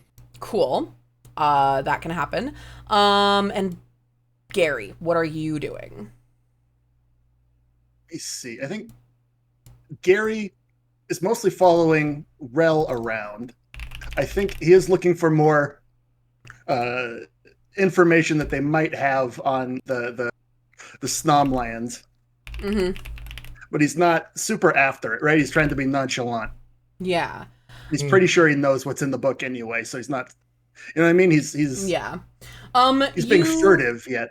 So for starters, go ahead, everybody roll some investigation. Gary, I already have some stuff for you, so I'm gonna give you your information first. I have that tagged, baby. Roll investigation. Mm-hmm. 12 Yeah. plus 4, 16. Oh. Investigation is what is it? +0. A 5 plus 0. Once again, nice. I'm struck by illiteracy. Wait, okay, so we had a hilarious. 16, a what, Butter? A 5. Okay, you're not gonna find nothing, which is the good news. You're not gonna find as much as you could have. Reliance. I rolled a tasty 21. Okay. Butter, It's what you don't find that intrigues you, actually. It's almost textbook, the way that you see some certain redactions and certain pages literally just ripped out. Whoever did the redactions in this did it very sloppily. At least in this particular book, you found it. It was titled, let me hang on. It's titled, sorry, give me just a second. I'm trying to be funny at the same time. Why don't we call this why don't we call it Starly and Revolution? Nice. It has like the base ideas that would be palatable to what you know, the Volcera Regional Parliament. Gary, you know that's the name of the like governing body here. You find like some ideas that they would find palatable, you know, left. But a lot of this book is missing, edited, or omitted entirely. Like never even got past the press, you know. But other than that, you really don't find much besides this one book. And maybe a map of a slightly more detailed map of the Snom Snowdrift. But again, this is nothing you haven't seen before. Gotcha. Reliance, remind me what you were looking for again? So basically just trying to find out more information on like ghost types within the Volcera region and why, sort of like piece together why the lack of, like why they're illegal, you know what I mean? Like trying to figure out like what's going on here. And I guess. Go ahead. Yeah. Oh, I was just gonna say part of that. I would say like from Reliance's knowledge, I would say very little understanding of kind of like the socio-political stuff other than just the fascism, but like understands some amount of history and knows that a lot of like ghost types end up more towards the Coronian wastes. You are finding like more material, but with more material comes even more redactions. You do see, you know, the Volcaran Regional Parliament. You see the name like over and over. You see the name Benforth over and over. Interesting. But it's always redacted. You don't know who this Benforth like first name is. And you see, you know, I mean, it's just like say it's comically redacted. It's, you know, you see witnessed firsthand, redaction, dangers of Pokemon, redaction. A month later, died in a tragic training accident. And you see, like, there's more redaction than there is text. The further and further you get into these, the very last thing you look at, though, you've looked at a dozen probably like news articles. That's a lot of what you're finding, Reliance, is news articles, and it's on those like, you know, those slides that you have to like look into to like, and they're like illuminated from the back. That's most of what you're looking at. And the last one you are able to find that seems relevant, has the headline is Pokemon Safety Restriction Act passed as the headline, and then the bottom of the page that was like Xeroxed is completely burned and ripped, and you just see, you know, that same, you know, in a tragic training accident, and nothing else is legible after that. Interesting. So that is about all you can get, which is more than you could have gotten if you rolled bad. Nice. Sprout, you remind me what you were investigating? Mostly Mount Cargo. Yeah. And I guess other little things, but mostly the Mount Cargo is the main focus. You see about like some history. This is an academic library, so it is very like history oriented. You see a story that talks about this sense of singularity uniting the people of Volcera, the early people of Volcera. Well, not early, because the last eruption, the first eruption of Mount Cargo, was a pretty long time ago. But you do know that it is a volcano now. A lot of that the first eruption of Mount Cargo made life a lot harder in Volcara, prior to it, being a terribly, like, not settled, but like before they opened up their borders and everything, before they started going out and, seeking other societies. You see mention of an event. There's a redaction, and it's Ash something or something winter. In your head, you're kind of referring to it as the Ash winter as you keep researching, but you have no idea what it is. But you know it came after the first eruption of Mount Cargo. And that's, unfortunately, about all you find. As the three of you flip through more and more books, you see that stuff relating to the quote-unquote good Pokemon, the legal, to use ones, there's a lot more available information on the okay to use Pokemon. Ones that are not legal in Volcara, things like your ghosts, your dragons, your darks, fightings, poisons. Fighting did make the cut? There is a lot less information on those ones. Things like, your water grass bug, the ones that are, you kind of start to gather that those types, and don't memorize these, you'll eventually get more information on this, but certain types, are kind of, they're not on a blacklist like your ghosts and your dragons, but they seem to need like some kind of type license, you're pretty sure, which was more information than you got at the customs place where you were checked into Volcara, basically. And normal types, there's so much information on normal type Pokemon. You are up to your ears in books on normal type Pokemon, which is why you feel like you've seen so many like skitties, so many like centrets, there's just all these normal type Pokemon kind of everywhere, like in the cities, and everybody's got one. But yeah, that is about what you get that is relevant to what you are looking for here. I think related to your uncle's requests, you do find, you're able to confirm your suspicion, because I think, had we seen the Volcaran variant when we talked to that detective guy? I don't recall. Of Arcanine? Yeah. Yes. Yeah. Okay. You Gary do get like Gary. Gary saw him intimately. Yes. You get. I think Seraphine, you hadn't seen it though, right? You just got told of it. I only heard about it. You get a picture, and you're able to Xerox a.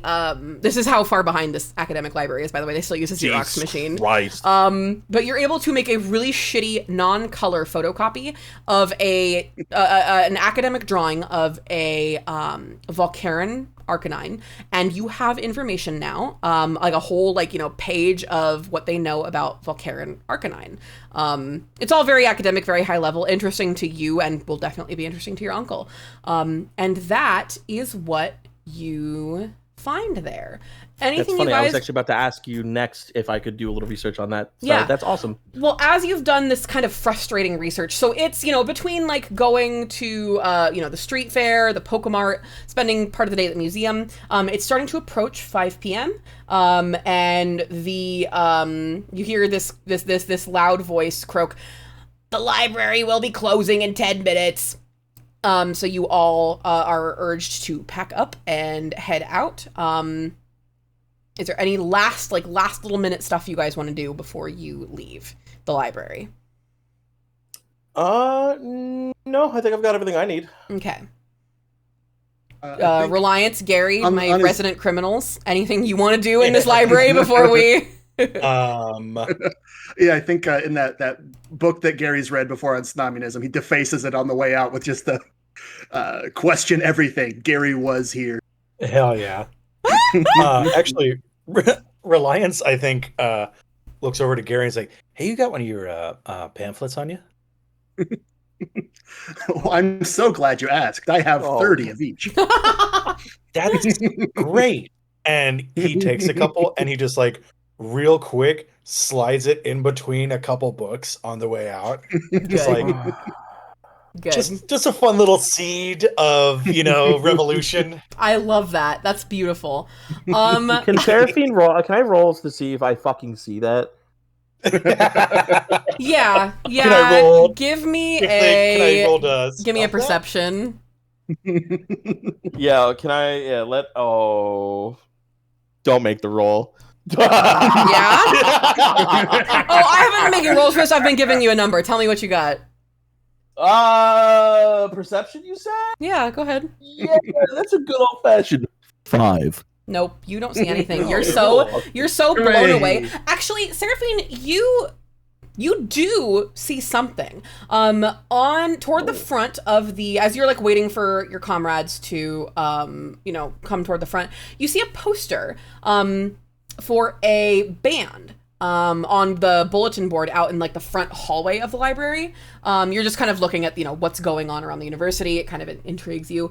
You see a poster for a band called Pantheon of the Sun, led by frontman Ignacio Garland. They seem to be like, it's a band because they're playing instruments, but they look like Pokemon adventurers. Like they look like the poster child for like Pokemon trainers that you'd see in like magazines as a kid. Go ahead and everybody give me, God, what would this roll be? How about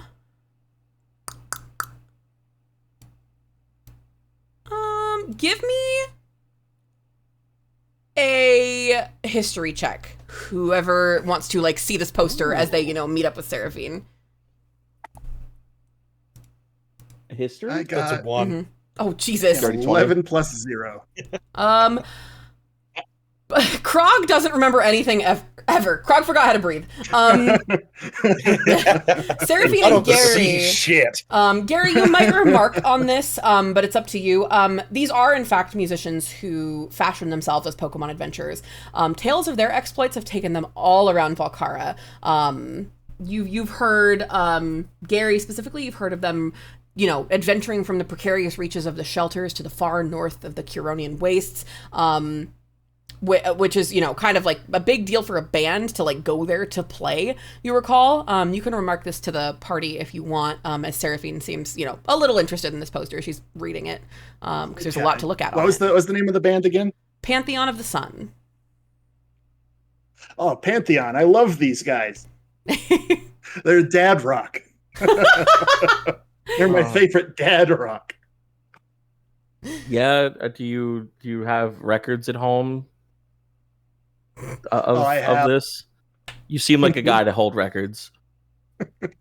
I have so much vinyl, the names of which come easily and immediately to my mind. You rattle off. That she like. You rattle off an impressive number of records. The Magmar Mall, my favorite. Yeah, exactly. Seraphine seems shocked that she actually got that right. It was just kind of like an offhand, like, yeah, whatever. It was an offhanded make fun of old people. On your, so you make the journey back to the inn, and nothing super. You're kind of hungry by the time you get back. And when you get back to the room to drop your stuff, Sorel has actually ordered food in from the restaurant downstairs if you guys wish. It looks like it's kind of just like to-go versions of the hot pot, KBBQ kind of stuff. So if you wish, you can eat that, or you guys can go back out.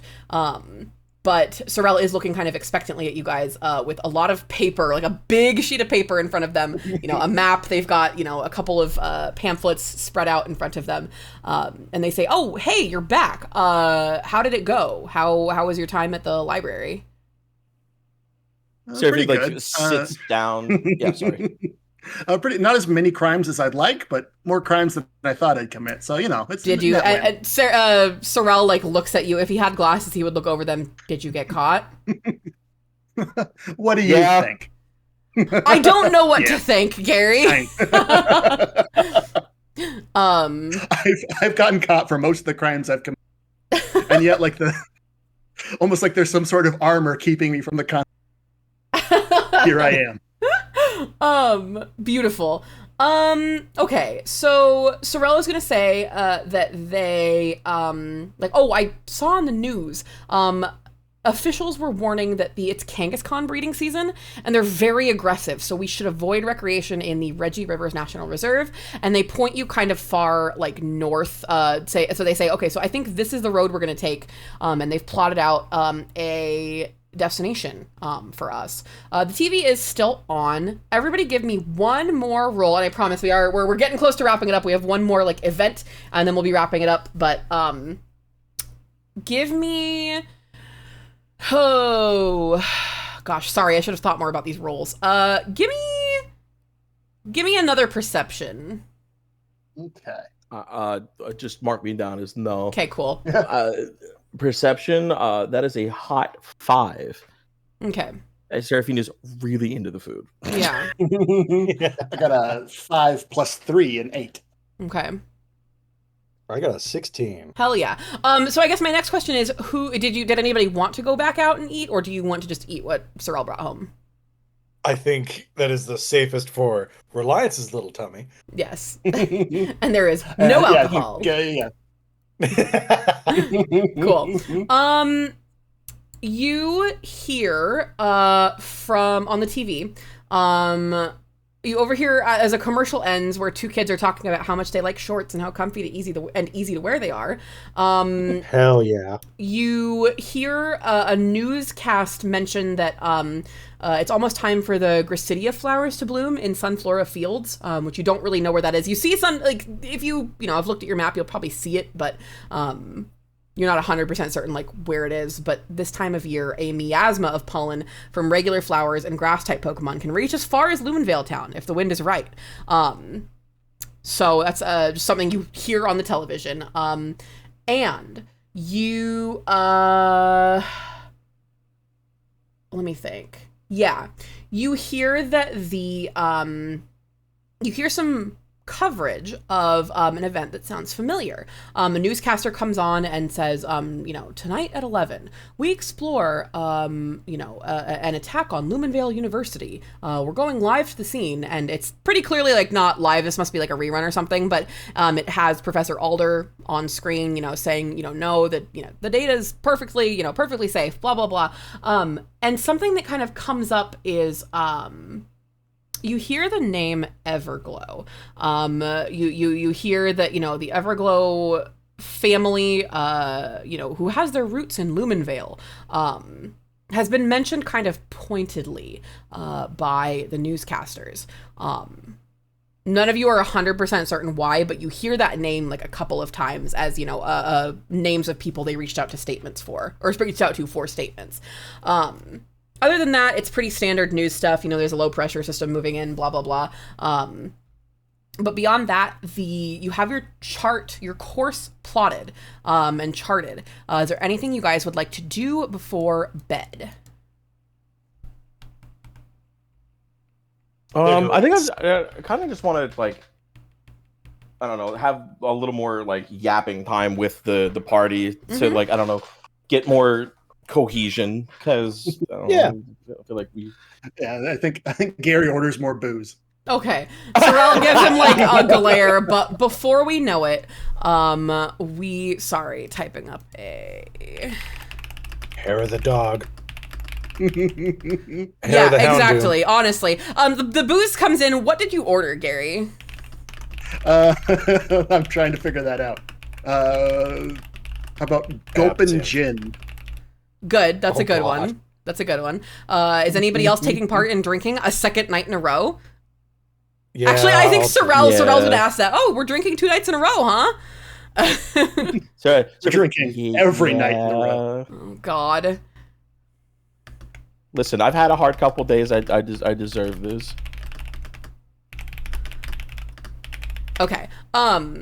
It's crazy because I'm gonna say this through the three of you's your collective eyes. You start drinking, and it fades to black. The evening's a blur, but you know that it's punctuated with lovely conversation, funny jokes. You all end up passing out on the couch, kind of nestled in together, sort of like sardines. And you all pass out on the couch just watching some late night rerun of whatever the Pokemon World equivalent of like. You were watching General Hospital. Dad. Shut the fuck. Yeah, you pass out watching Unova Dad. God. Fortunately, Sorel took the alcohol before you all could get overly, sauced. And yeah, so you're not as hungover the next morning. You are all wearing your same clothes from yesterday, so you feel a little gross when you wake up, but that's quickly overridden by realizing what woke you up. You hear an alarm bell ringing. It is the reliance from how many you've pulled for the bit, or to escape a situation. You recognize it as a fire alarm. It's like you could almost name like the brand, like, oh, it's a fire alarm, but it's not coming from inside. But you hear it outside, and you hear some voices shouting. What do you all do, having been woken up? Get up real fast, and I guess here, like, get towards where, collect all my shit first off. Mm-hmm. Your checkout time isn't for a few more hours, so you're safe. Like, you don't have to be like getting out, and you could tell the fire alarm is coming from outside somewhere. It's not from in here. I guess. Go towards the window that's closest to where I hear the voices and listen.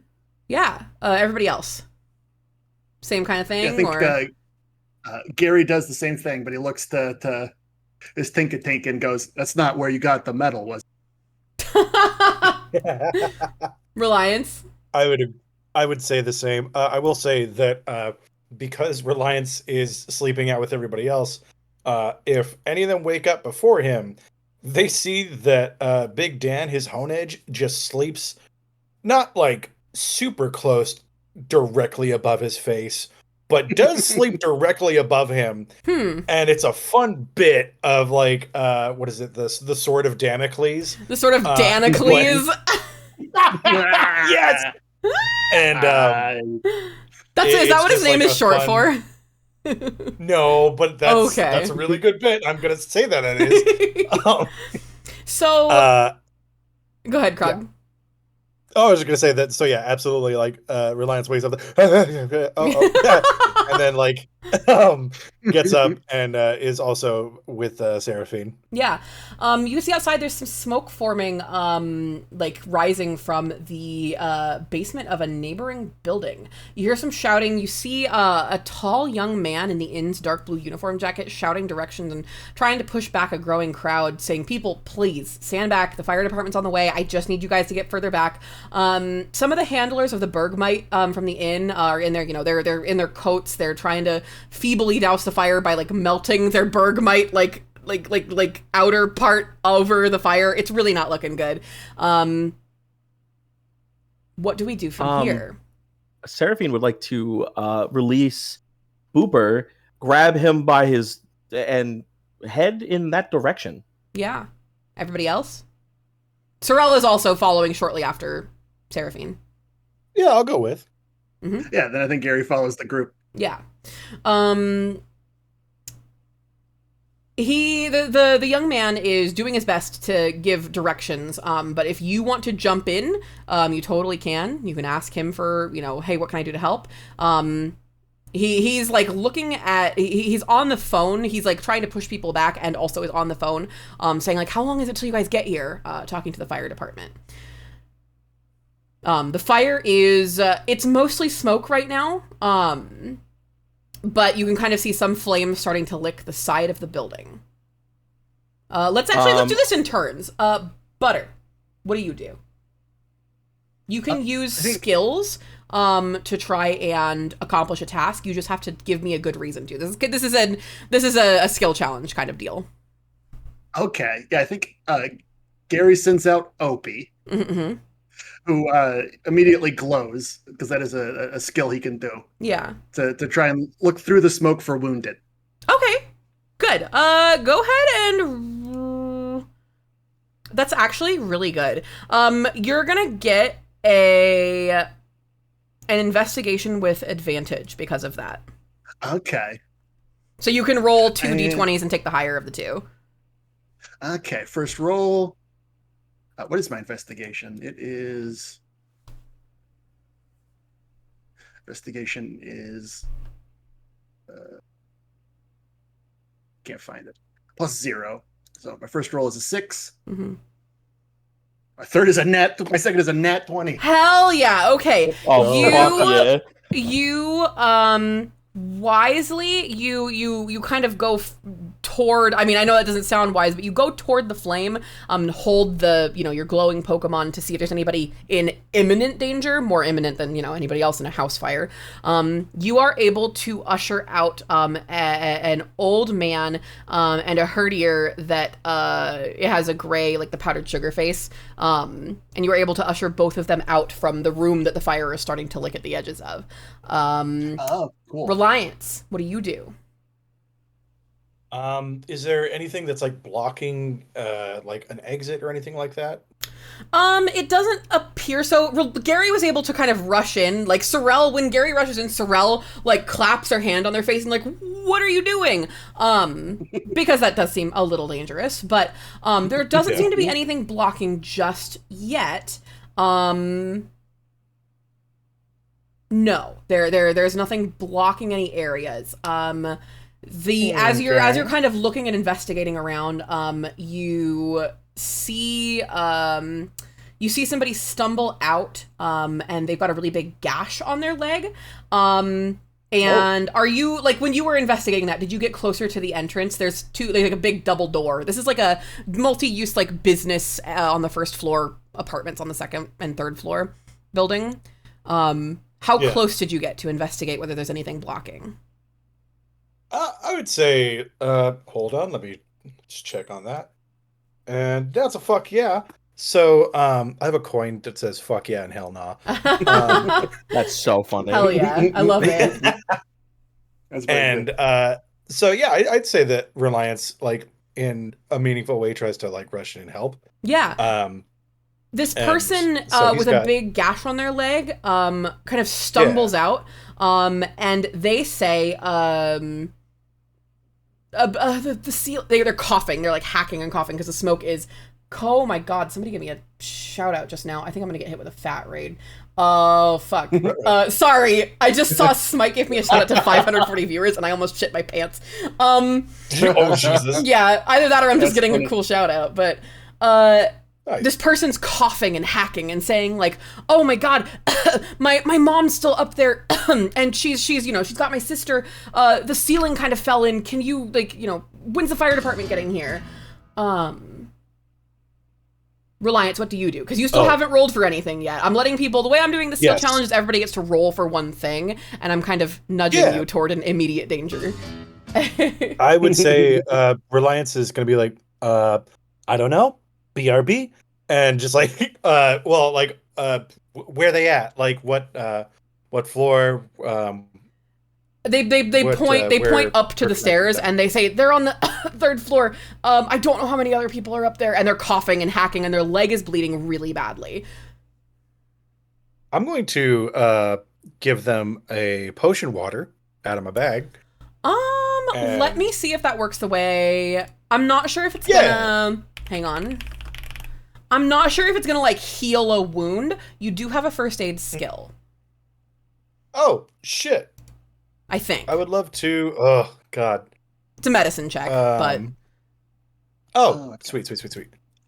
Yeah, I would love to roll to like try and help them out really quick. And then, go just, roll that shit. Bleeding quick.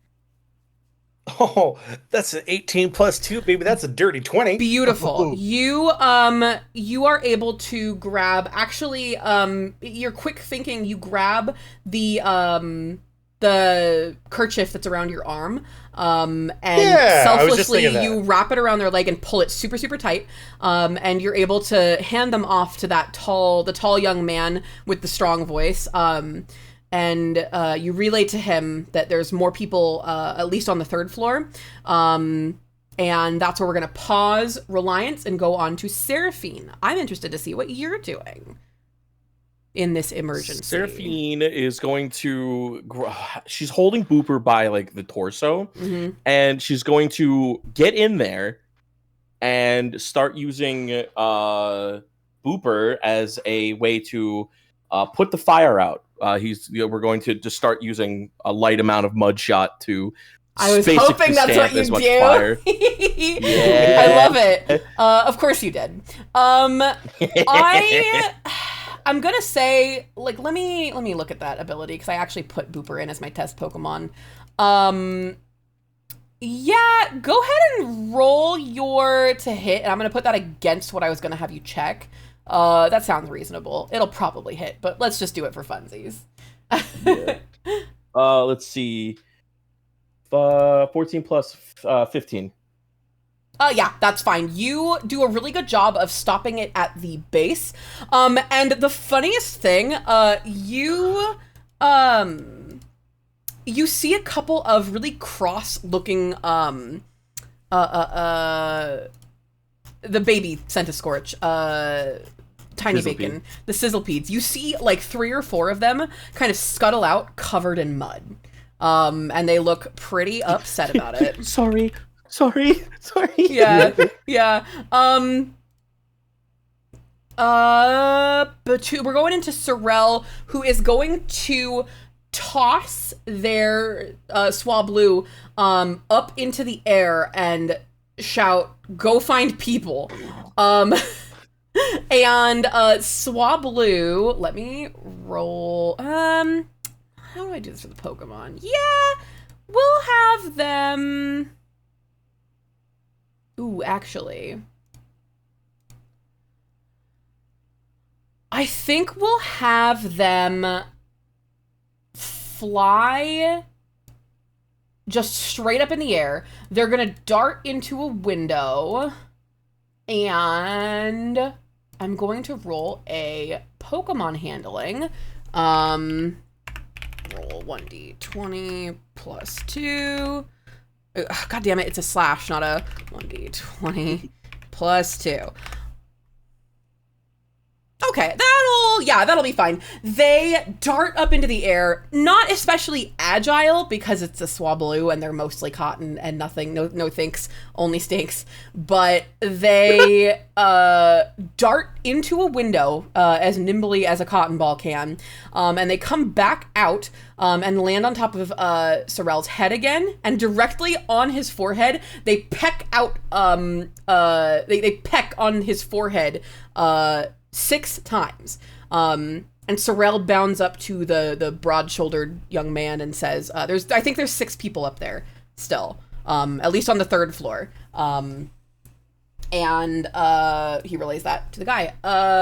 Gary, what are you? Yeah, is Gary in earshot when he hears from the yes, the guy with the leg wound and from Sorrel? Okay. Yeah, they're all being pretty loud because there's a lot of shouting in emergencies. Okay, so Gary knows there's 6 people on the 3rd floor. Mm-hmm. Okay, and I think the fire is doing something strange to him. He doesn't look scared, but he is looking more and more frantic, manic. Oh. Without saying anything, he cut immediately You cut out. I'm sorry, stairs. Butter. You cut out. You said it without. Oh no! Without, and then what happened after that? So without yelling back to the rest of the team, I think he tries to find the dart up to find the 6 people. Okay. All right. Let's do.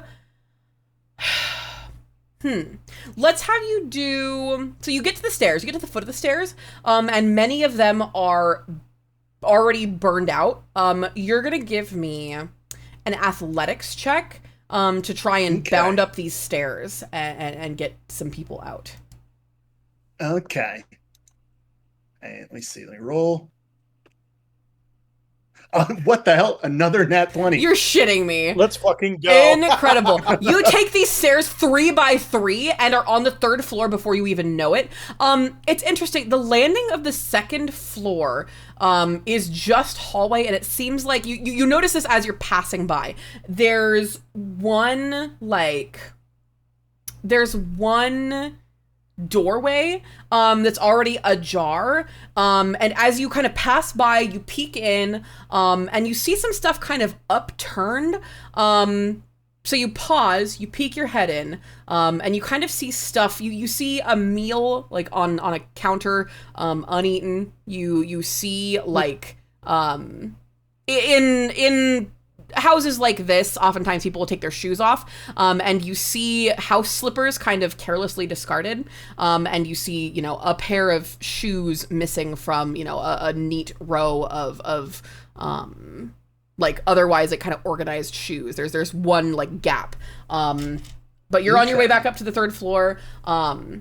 I say that to indicate that there's nothing on the second floor and they're safe. They're good. But you get up to the third floor. The ceiling of a lot of it, the third floor has a single door, and is that is open. And a lot of the ceiling of the hallway in the third floor is in fact caved in. You can step over it though, and because you did so fucking good on your athletics, you fucking leap. And you are going to...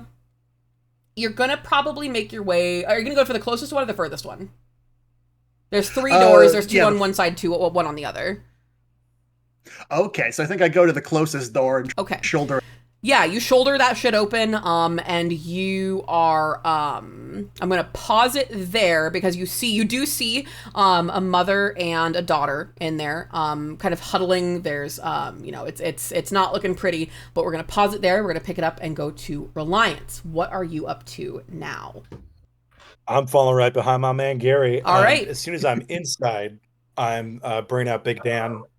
I'm gonna say really fast. You watched the exact steps that Gary hit to make it up those stairs. You are up on the third floor with them. They rolled so well, they rolled good for you. So you're on the third floor with them. I was gonna say if he did not roll well, I was gonna use my telekinesis to help, like I don't know, help him get up anyways. But I'm glad that he did, and I'm glad that we're both up there now. Yeah. Yeah, I think Reliance is going to do what he can to also like get into one of these rooms and are you going to go into the same one as Gary, or are you going to a different one? I'm going to go into a different one. Okay, so you're going to the second door. The situation. He seems to. He's rushing over to this woman and her daughter. The daughter is sitting there, you know, kind of holding her mom. The woman has her legs are trapped under rubble. She's not like screaming or anything, but her legs are trapped. So you can let Gary handle it, or you can move on to the next door. I trust my boy Gary. He just did a sick athletic roll. Yeah, right. Yeah. If you get one more nat 20, it's a turkey. If I get one more nat 20, that means the Google roll of d20 is broken. That's yeah. I just realized I could have more intense music here. Let's go with one of these. Yeah, something more intensive, like battle music. Yeah. So, wow, it's already getting me like hyped up. You go to the next door, and suddenly you hear an absolute, like, you hear the cries of every dog-shaped Pokemon you've ever like seen in your life. And they all come like racing out. They almost bowl you over. And there is an old woman napping in a rocking chair, seemingly oblivious to everything going on around her. Hell yeah. What do you do? I would like to lift the old lady up by the rocking chair with my telekinesis ability. Well, your telekinesis ability. Oh, that's very good, actually. Yeah. Give me that roll to attack, like to like try and wait. That's an ability, like a move, or that's like an ability that your Pokemon has. Krog just does that. Krog just does that. Yeah, it's a psychometry. Yep. That's cool as hell. Hang on, let me find it. What page are you looking at for? It is under class features. It is psychometry. Okay. And let's see. In addition, you may add your special attack modifier instead of your speed if you want to during your accuracy checks for effect moves. We can flavor text the fuck out of this, by the way, but I'm just trying to figure out whether it would work. What page, what player's handbook and page is this in, or is this on your class, like? This is under my class. Okay. So be under Hex Maniac. Yeah. Go ahead and because I don't want to waste time just looking in the handbook, let's say you are going to roll a concentration check. Okay.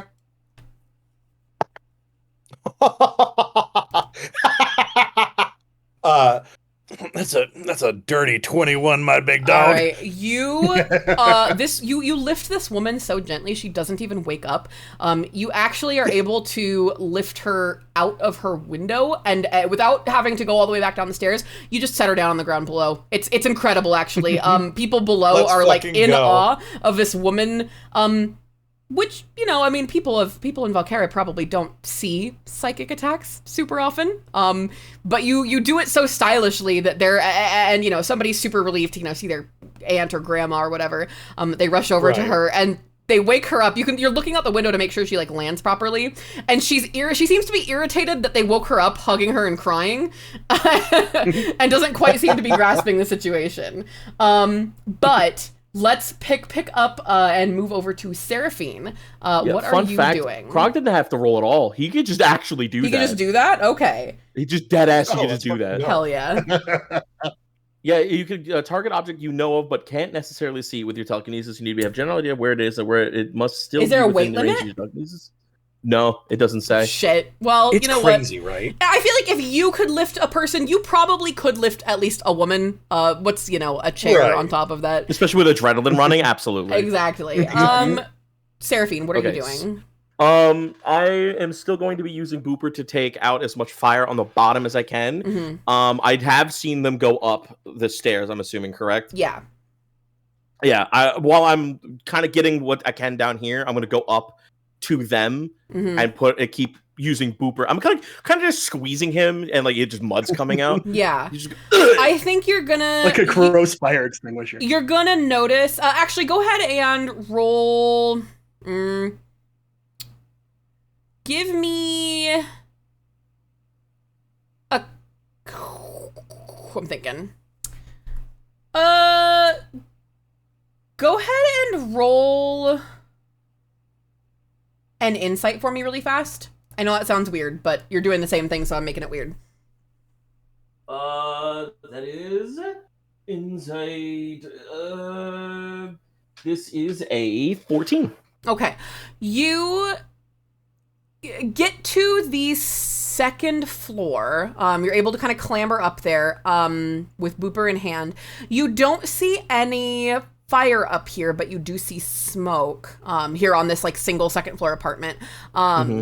And you kind of get the feeling like from how you know that fire moves, that there's probably not much more fire to be put out as you get higher up if you've already hit like the lower areas. But you do know that there are often hot spots that are even more dangerous. So you will do with that information what you will. You're still on the second floor. We're going to pick up and move to Sorel, who is, they are going to sweep. So the first floor is a business, and they are going to sweep the first floor for any like survivors or for, you know, like people still trapped in there. And they are going to do a constitution check to make sure they can still breathe as they go through. Because it's pretty flat. That's a 17. They're going to pass it. They're able to put like a wet cloth over their face. They're from one of the water Pokemon nearby. They just like douse their shirt and put it over their face. And they don't find anybody else on the first floor. They aren't able to relay that to you guys, but you guys are more concerned about, you know, what's going on the upper floors. Picking it up to Butter. Gary, what are you doing with, now that you're near this woman and her daughter? The woman's legs are trapped, but she's not screaming. She just kind of looks at you, panicked, obviously. Okay. Yeah. All those dogs that were with the old lady, are they still up there? Many of the dogs have just bounded down the stairs. You can hear barking from outside. Okay. So like one of them, like there's give me a small dog, Sprout, a small dog Pokemon. Lillipup. There's a Lillipup that's kind of like wandered in as though there's not an emergency going on, and it's just sort of toddling around. But other than that, I think when the second you opened the door, all these fucking dogs almost blew Krog down. Real quick, would they have been going down the stairs around the time Seraphine's tiny ass is going up them? No, it would have. You would have just missed. You would have seen the dogs running out. But Okay. no, you wouldn't have. Yeah, you're good. So, Butter, Gary, what are you doing? In that case, I think Gary is a Pokemon Ranger. Yeah. One of their abilities is Befriend. Okay. So, 3 times a day, as an action, a non-agitated 5 feet helpful. This helpful Pokemon will remain under your guidance, attack, severely distracted, or has helped you in a significant manner once, such as making an attack. I don't get a list of skills that I can't deduce myself, and it can't be taken from where I found it. So, would that count as a wild Pokemon since the trainer's asleep? How do you feel? You cut out a lot there. If it has a trainer, it's not wild. But it could be looking to you for guidance, so I think I'll allow it. Okay. In which case, yeah, I'll use the Befriend skill to look at the little dog and be like, we gotta move this beam. And then Gary tries to shoulder the beam too. Okay. Him and the little dog trying to Yeah. move it out of the way. I think I'm gonna have you... So you don't have to roll for that skill, I don't think. But Right. I'm gonna have you roll another athletics. Okay. To see how that goes. Okay. And I'll roll it in the Discord because I'm now skeptical of... Yeah. If you get another 20, I'm gonna shit my pants. Right? That's still a 17. No, okay. exactly. To 17 move a plus beam of this size, like, fully out of the way, you would need, I would probably make you do something much more incredible, but you are able to nudge it, so that now it's just rubble on this woman, and you're able to go and investigate her, make sure she's good. Thankfully, she is, Okay. she's definitely bleeding and her leg is a little fucked up, but you're able to start ushering her downstairs, and the girl Well, is if it's still the my turn, daughter is yeah. because I do have one more trick I can do. Okay. If it's still my turn, I haven't done too many actions. You did do your skill. So I'm gonna pause it there, but hang on to that unless it's gonna be interrupted basically by getting to like the top of the stairs. Well, it's my Morlul's still out. It can do something. Might be good here. So no, Sure, go ahead. Take it the turn if you want me to wait another one. Okay. I'm kind of doing it like players each get a turn, but if you think it can really help here, there is a woman in mortal danger. Okay. Because my Morlul has an ability called Moonlight. Once a day in melee range. That target an ally or yourself. Target is healed HP equal to half of the target. Okay. Does it say anything about healing wounds though? It does not. Okay. I think she's at least gonna feel a little better when you use that on her. And she at least will be able to like walk rather than like not put any weight on her leg. And you guys are at the top of the stairs. This is where I am picking it up and bringing it to Reliance. There are no more dogs in this apartment where you just psychic this lady out. What do you do next? There's still one more door in the hallway. I was gonna say let's use Big Dan to slash that door open. Slash the door open. Okay. Yeah. And fucking Zorro style. Yeah. Except it's an R instead of a Z, for Reliance, or a D for Yes, Dan, whatever. Yeah, D for Dan. Yeah. I love it. Yeah. So I think there are 3. There's a teenager and their 2 siblings who are like panicked, kind of trying to like, they've seen the smoke start to fill the room, and the teenager, the oldest teen brother, is like telling people like, grab your IDs, put your shoes on, kind of thing.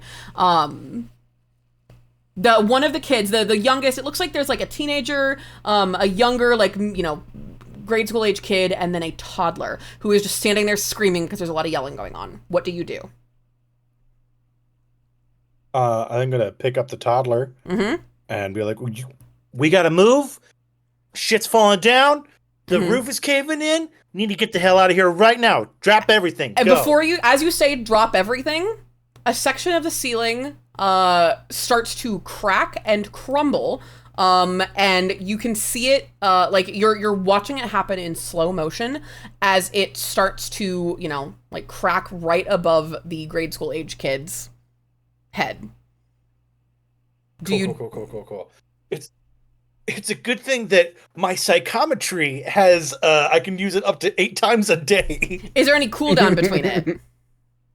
I have no idea. It says nothing about that. Okay. Yep. Okay. Yeah. You know what? Oh, Fuck man. it. Fuck Just it. says yeah. You do that? It just I'm gonna says I make you cannot roll use more an than 8 per day. acrobatics. Hell yeah. Go ahead and roll an acrobatics for me. Acrobatics is gonna be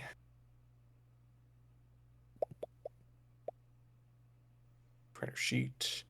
That's a 1. That is a 13. Lucky 13. I think it's not the most graceful. Not as graceful, but Yeah. you do, like, you are able to activate your psychic ability.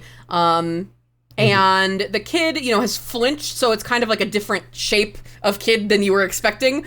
So you barrel into them and are able to get them out of the way, just as your concentration on your psychic ability breaks and it comes crashing down. And so you have a child, a grade school kid under one arm and a toddler under the other. They are both now crying. And the teen, sweet. The teen brother, has gathered like all the, the IDs, the shoes, and everything, and kind of looks to you for direction because they are just as scared as the kids. They are also a scared kid in this. Picking it up, moving it to Seraphine. Seraphine, what do you do? You are on the... I go for that hot spot. Yeah. Or is...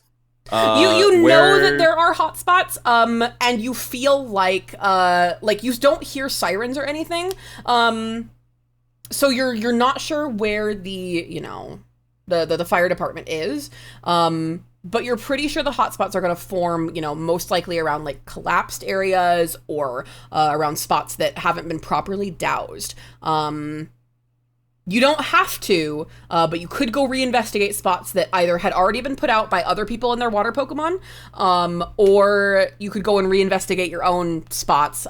Maybe start, digging up, dredging up places that might be smoking still. It is up to you though. You can also go upstairs and investigate. You can also investigate the second floor a little further.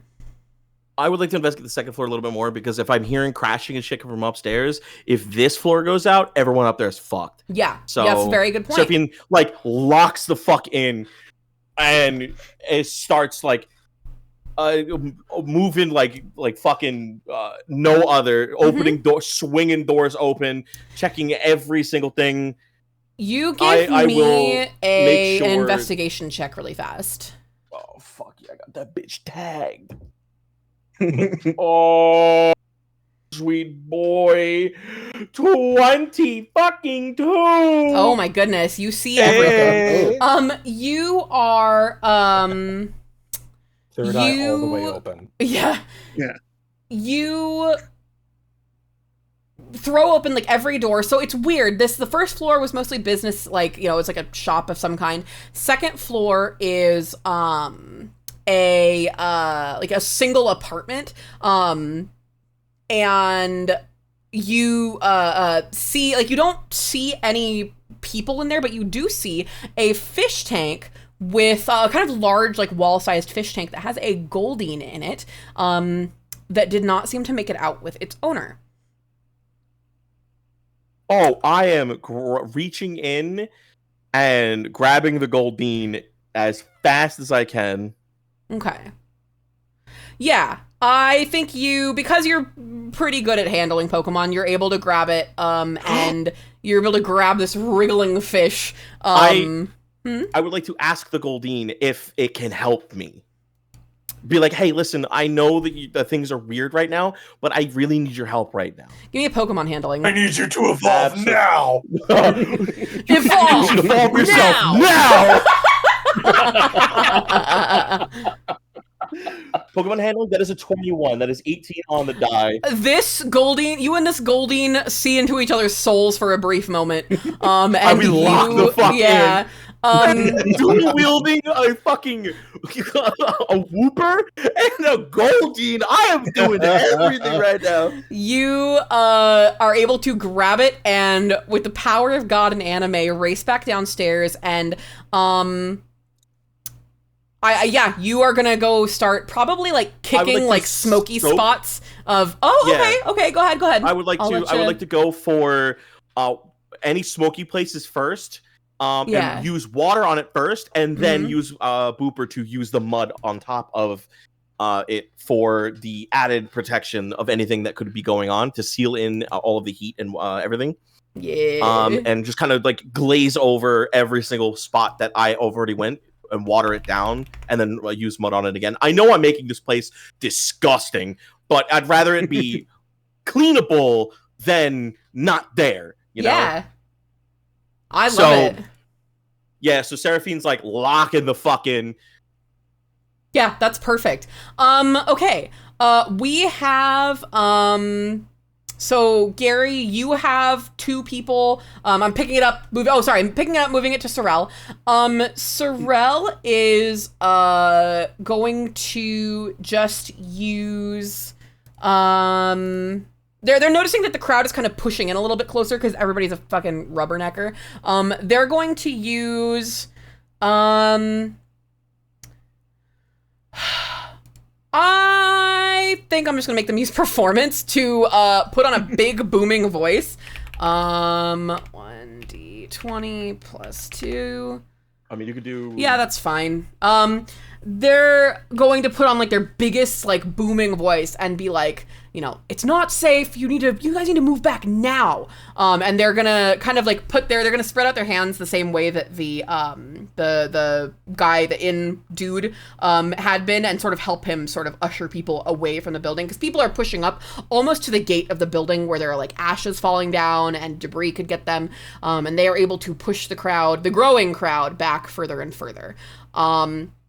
Gary, you begin to hear sirens in the far distance as you are at the, I think you probably had like kind of clambered down the stairs and sort of helped the mom. You are on the 2nd floor. You see Seraphine kind of whip around with a big fish in her hands, which is very confusing. What do you do? I think, let's see, we know 6 people are in the building, and 6 have been accounted for. The grandma's out. Yeah. The mom and daughter with me, and Reliance is up there with the. And I assume you guys are like shouting things at each other. I'm gonna like glaze over that. We don't need to do excess. Okay. And I think, let me see. You said no one was on the 2nd floor that we could see. No. You do, as you kind of hit the 2nd floor landing, which is a little bit cramped for, like, 4 people to be on, you feel the mom, with her arm over your shoulder, kind of go a little bit limp. She, that last jump was really hard on her leg. She has passed out. Okay. How close is Gary to me? You have already pushed past him and are going downstairs. You're probably at the bottom of the stairs. Gary's on the 2nd floor. Okay, so yeah, I think then he moves into a fireman carry. Okay. Right? Like he's not. They were walking, and then he's like, "Fuck it." She's getting on my back. Yeah, absolutely. I'm not going to make you roll for that because I want to make you roll for something cooler, and you did a nat 20 earlier, and I want to move this encounter along. You're just going to do that because you're that guy. You're literally him. Gary fucking Stelios. Gary fucking Stelios, man. You are at the bottom of the stairs. Seraphine has moved to the entrance, and you hear like a beam start to crack, like start to make that like wood groaning noise directly above you. It is like the doorway to the stairway.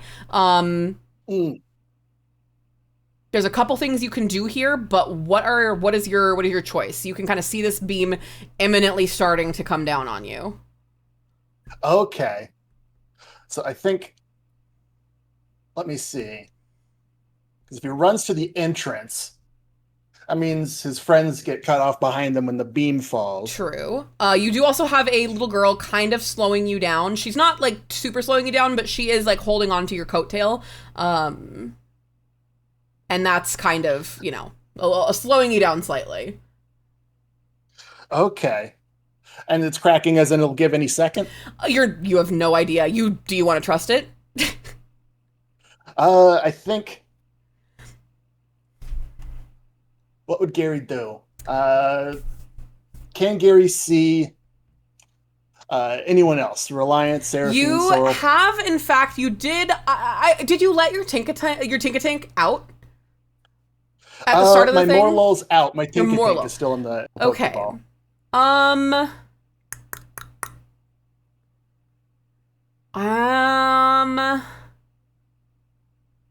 don't know how your Morlul's gonna help. I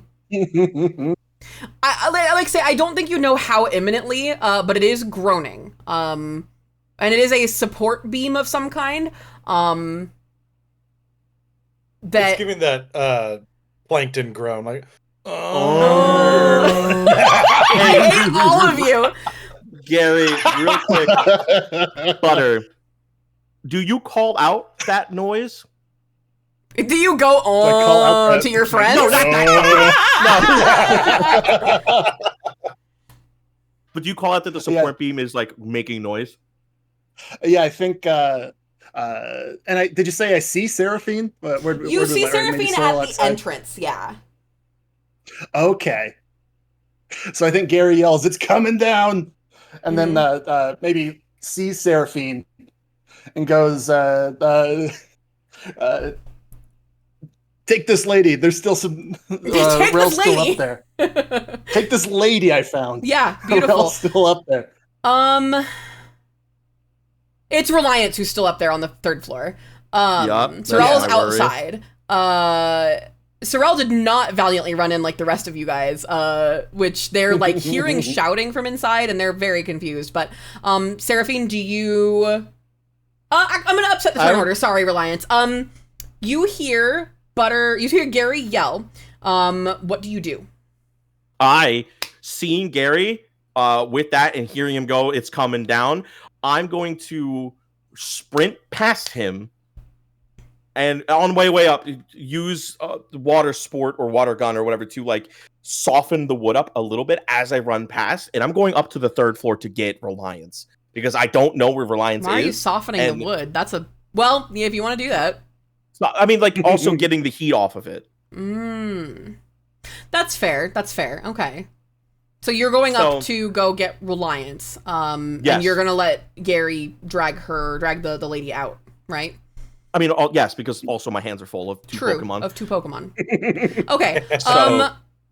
That's good. You are bounding up the stairs. Gary is dragging this woman and her kid out. The beam still has not gone down. Let the Goldeen help Gary because it is 2 feet. It's a 2 feet long fish. Help Gary out as much as it can. Be like, "Hey, can you please help?" Yeah. Between the kind of Goldeen, that little dog around... I found in the... Yeah. It flops around behind, but it's very clearly eager to help. Reliance, I'm picking it up, moving to you. Yes. You have 2 children, one under each arm, and the sibling close on your heels. And you are heading down. You are starting your descent. You run smack dab into Seraphine. Seraphine, what do you relay to them? That they need to get down now and whatever I can do to help. Reliance? She's like, what do you say? Get down and get funky, or like just get down and get out? We're going to die. We're going to die, Reliance. We need to go outside. You hear Okay. Reliance, are you Krog, are you okay if I make your Pokemon act on its own a little bit? Yeah. Okay. The little banner on Big Dan's attached to Big Dan kind of like twitches a little bit, and you see him like just swoosh down the stairs, and you hear a terrible groan. The two of you, Reliance and Seraphine, almost trip over one another trying to get, Reliance has tossed a kid towards Seraphine. You're helping, the teenager and this other kid. It's a lot. You see that Big Dan has, because he's shaped, so Big Dan is a Honedge, but he's shaped like the nib of a fountain pen, right? Yeah, it's flat on the nib. He has jammed himself into the wood to kind of stitch together the beam. And he's looking as sweaty and exerted as a Honedge can, and the wood is still groaning. But because of Big Dan, you are able to get your way, out of from under the beam. He dislodges himself. He's a little dull from the experience, but you all are able to get out, and you get all of the people in the building out very impressively. You set down these kids as you're out. So excellent work on the skill challenge. I know I kind of like took over it at the end there, but excellent work on that skill challenge. It's looking like Seraphine, you did a good job of like getting the initial initial bits of the fire put out. Your mud shot slowed the Centiscorches, which the young man who was initially there, he bounds up to you with like two of them in each hand, and he's looking very cross. These mud covered Centiscorches, and he has them like balled up into his fists. Sorry. Before you do that, yeah, Seraphine, there's something I've been, now that she's out and like able to breathe oxygen, Seraphine's going to drop to her knees and begin coughing profusely. She has been inhaling that shit the entire time. Yeah. Yes. Yeah. Probably not so good for your little lungs. Yeah, no, she's like grabbing at her chest. She's unable to breathe at all. Yeah. The first responders have shown up. There's a fire truck already investigating and looking around. You hear shouting, like arguing between two people. You recognize the older lady in the rocking chair and the innkeeper with the old Perugly. One of her old dogs, one of the old lady, the rocking chair lady's old dogs, is like head to head with that ugly Perugly from before, the really old crusty one. They are head to head, and the two women are yelling at each other, why your Centiscorches have always been a problem for my place of business and my home and my tenants. And the lady with the Perugly is just crossing her arms. She said, well, if you didn't blah blah blah, you can't. It's incomprehensible because it's just two old women yelling at each other. But Seraphine coughing, her coughing is drawing attention from a first responder who gives her, a mask. They're trying to stabilize her breathing. The young man, gripping these Centiscorches like they owe him money, which they will, because this was pretty clearly the fault of these Pokemon that belonged to the inn. He looks at those of you who are not dying on the floor. Actually, everybody, including myself, give me a Constitution check. Okay. Ooh, that's no good. You don't need to. You're already on the floor. You're the one who gave me this idea for this. I'm fine. Oh, yeah. You're also good. 19, You're also good. So 19 plus only 5. Seraphine is the weak little baby lung. Sorry, you caught the black lung, Seraphine. Listen, I have a mask on. You do have a mask on, Reliance. That's true. But okay. He bounds up. Stuff is kind of starting to settle down. It's still, clearly like a building that is about to, come down. If it's not attended to, and it's much worse for the wearer. Oh, but is it making... nobody, huh? Is it making any specific sounds? Not building falling sounds. Like there's still some crashing happening inside. Like a fun little. It's been a great show, everybody. This was the last session of Shadows of the Ashlands. No, it's sounding pretty bad in there. But between the sirens flashing and everything, you're all able to kind of huddle on a bench, in the yard of this building that's burning down, somebody's livelihood, somebody's home. And the boy, the man who's gripping these centiscorches, hands them off to another person in the same coat and says, "Put these ones back in the pen. Don't make sure that shit is locked this time." And the person nods and bounds back toward the inn. And covered in mud and soot and sweat, the guy sticks out his hand covered in mud and says, "I can't thank you guys enough." And do any of you, he's sticking his hand out at Reliance, who just happened to be in the center. Reliance, do you shake it? You're also covered in soot. Yeah. But yeah. I'll shake that shit. He goes to shake everybody's hand in turn. What do you say, Reliance? I was just gonna say, I noticed you have an issue with some of them centiscorches. If you ever need to unload one of them, or I'm always looking for another from my little man team. He's shaking. Gary, do you shake his hand? I think Gary's mind is not. It's elsewhere. Okay, right so he is Gary's spacing out. At the fire. He shakes Sorrel's hand, who nods, and as he goes to hold his hand out for Gary, and he doesn't do anything, he just kind of stands there. He sort of shakes himself, and he's like, yeah, it's a long story, but these aren't really legal in Volterra. We were able to get away with it. It's a long story. I mean, you get it. You have a fucking hone edge, That's why I give him a double wink, like, I know. Yeah, he says, but no, it's the family business, and I do appreciate your work though. This isn't gonna mean good stuff for the inn or for our neighbors next door, but you saved some lives today, and I appreciate it. I'm sure they do too. And he gestures toward there's that family of the teenager and his two siblings. A hysterical woman is shaking just the blanket, the trauma blanket that's wrapping the three of them, and crying, happy my kids aren't dead, crying. And the teenager is just trying to calm her down. The old women are still fighting. Yeah, give me a second. The old women are still fighting. They haven't stopped. There's a poor, confused looking firefighter trying to break them up. The Goldine is kind of flopping down the toward the inn.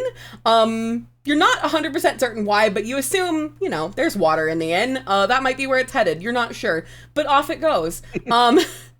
You can see that, Seraphine, you see it flopping while your head is in the grass, basically, because you are just sitting here trying to get your breath. I'm seeing where we're at here. I was also taking a spit because I've been doing a lot of talking. Let me think. You all sit and sort of, share. You see that, all of these families have been reunited, that you have done good here today. Arden, the young man, says, "Hey, you guys, I recognize you guys from the inn. I saw you, when you were at the restaurant. I saw you going in and out. If you need anything during your stay, please let me know." If nobody else says any, besides the sizzle bean, if you, hang on just a second, I'm gonna ask Brella something even though they're not here. Hey, what are our thoughts on gifting Pokemon? Let's say ... as a reward for putting out a building fire. I hope they have Wi-Fi on their plane.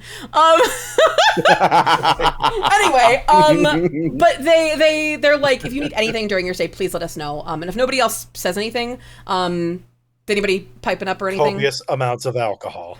Yeah. Sorrel kind of like, think- we were actually just getting ready to pack up and check out. And Arden like chuckles at what, Reliance and I'm sure Gary were going to say about alcohol. And like, oh, yeah, that's totally fine. Where are you guys, headed after this?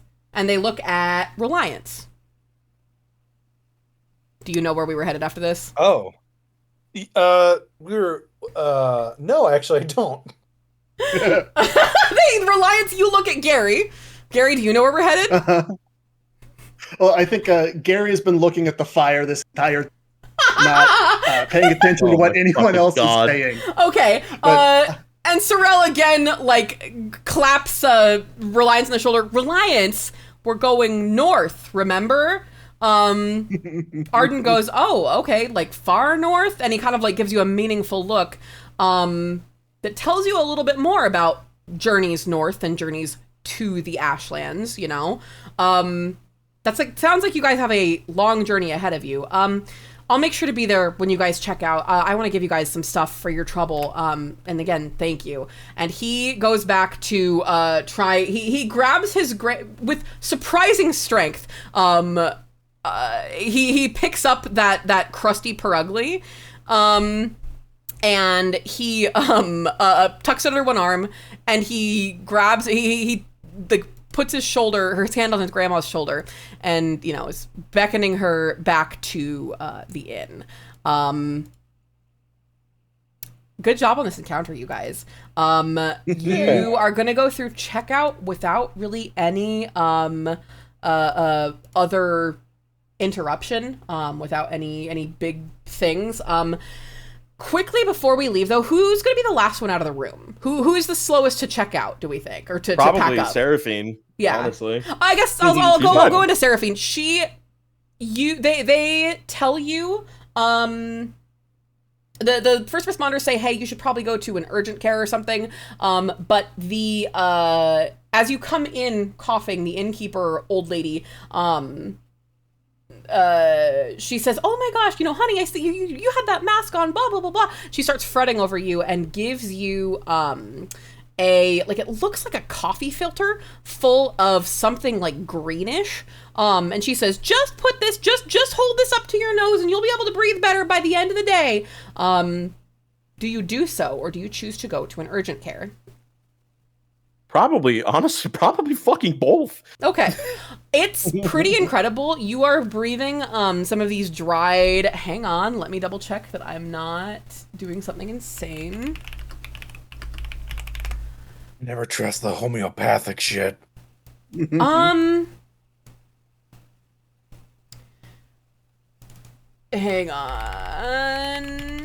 It is some kind of, the smell is pretty distinctive. Like, you recognize it as something like Pokemon in nature.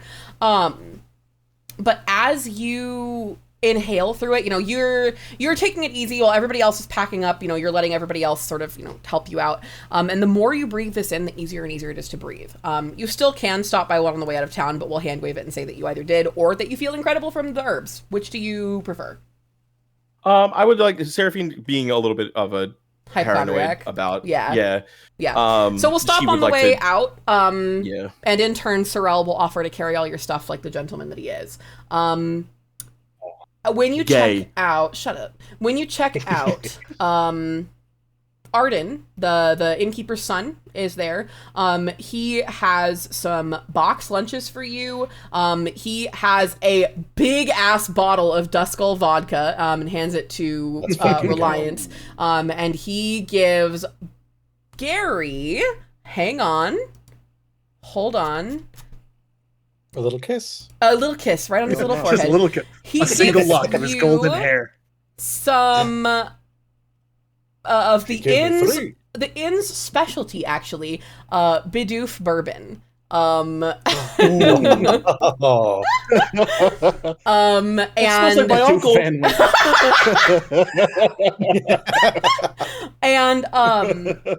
They are, they're very grateful.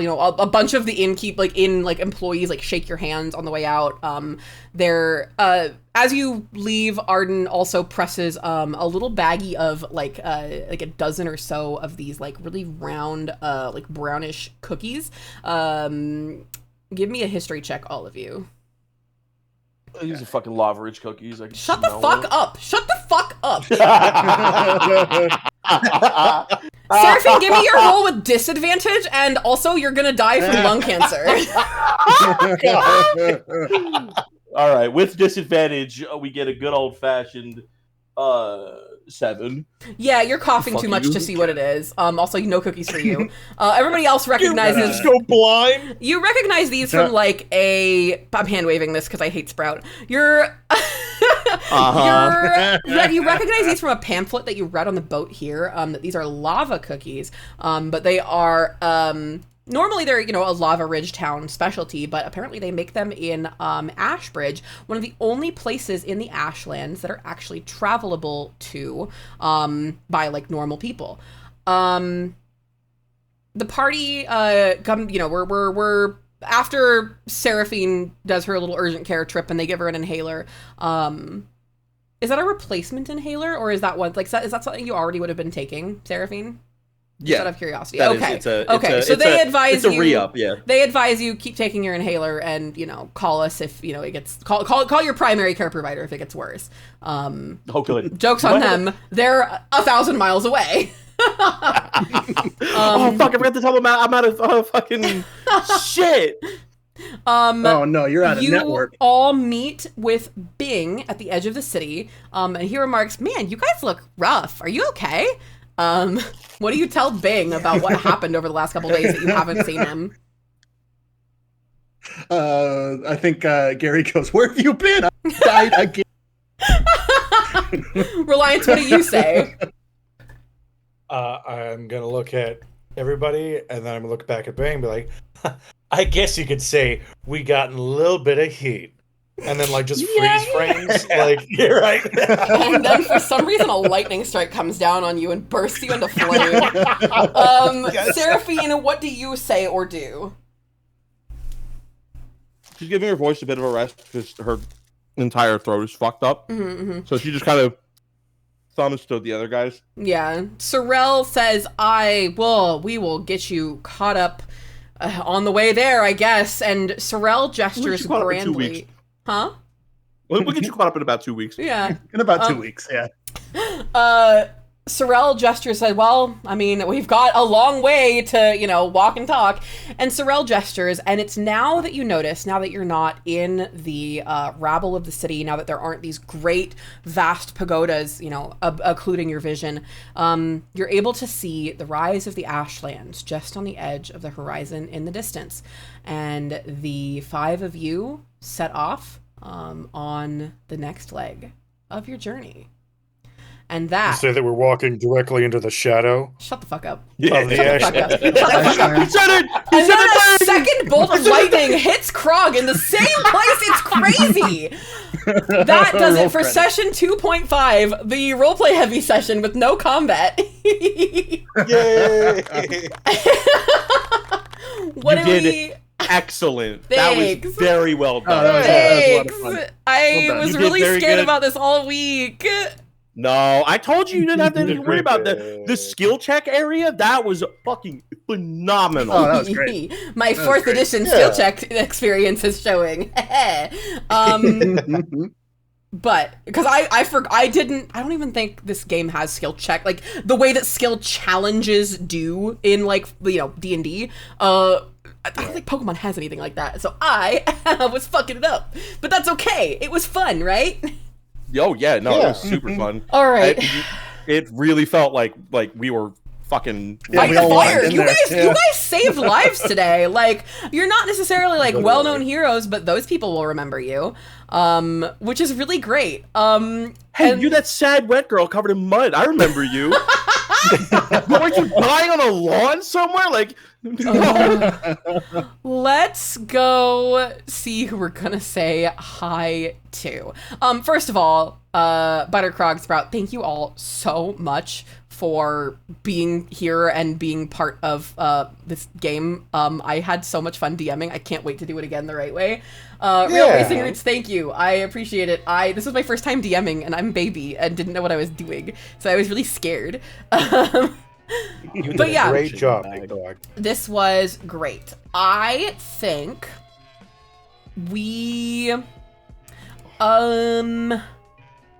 I think we're gonna go say hi to the person who shouted me out to a bunch of people, if that's okay with you guys. Yeah. We're gonna go say hi to Smite, because they shouted me out and that was really sweet of them. Go Be Good, Be Normal for Smite. They are not somebody we like know personally, but they're like friends of friends, where they're pit crew and I'm pit crew. Like I'm not part of their like circle, but I am in their extended like adjacent friends. So be normal for them. Make sure you are on your best behavior, read the rules, all that good shit. Yeah, that's everything. What should our raid message be? We didn't start the fire. We didn't start the fire. That's very good, actually. I got it. I'm already here. Beautiful. Yeah, be good, be normal for Smite. I will see you guys again tomorrow. Really quick, fast as you possibly can, promote yourself. Butter, go. What do you do? All right, if you like me, you might like 20 minutes of banter. A podcast I do, find it where you find your podcast. Hell yeah. Krog, promote yourself really fast. Search for my name, .Krog, anywhere you like, maybe not Pornhub, and see what you find. I'm actually exclusively searching it there. That's the next thing Sprout, I'm gonna do. promote yourself as fast as you can. I'm twitch.tv/Sprout Mage. I eat ass for money. And I'm Emrys. Emrys rhymes with Abyss or Atelier Emrys. Every platform that you can find me, not Pornhub. Sprout's not eating anybody's ass for money but mine. I will see you guys on Monday. Fare thee well, my loves. It was super fun. Thanks for being nice to me while I was a first-time DM. I love you a lot.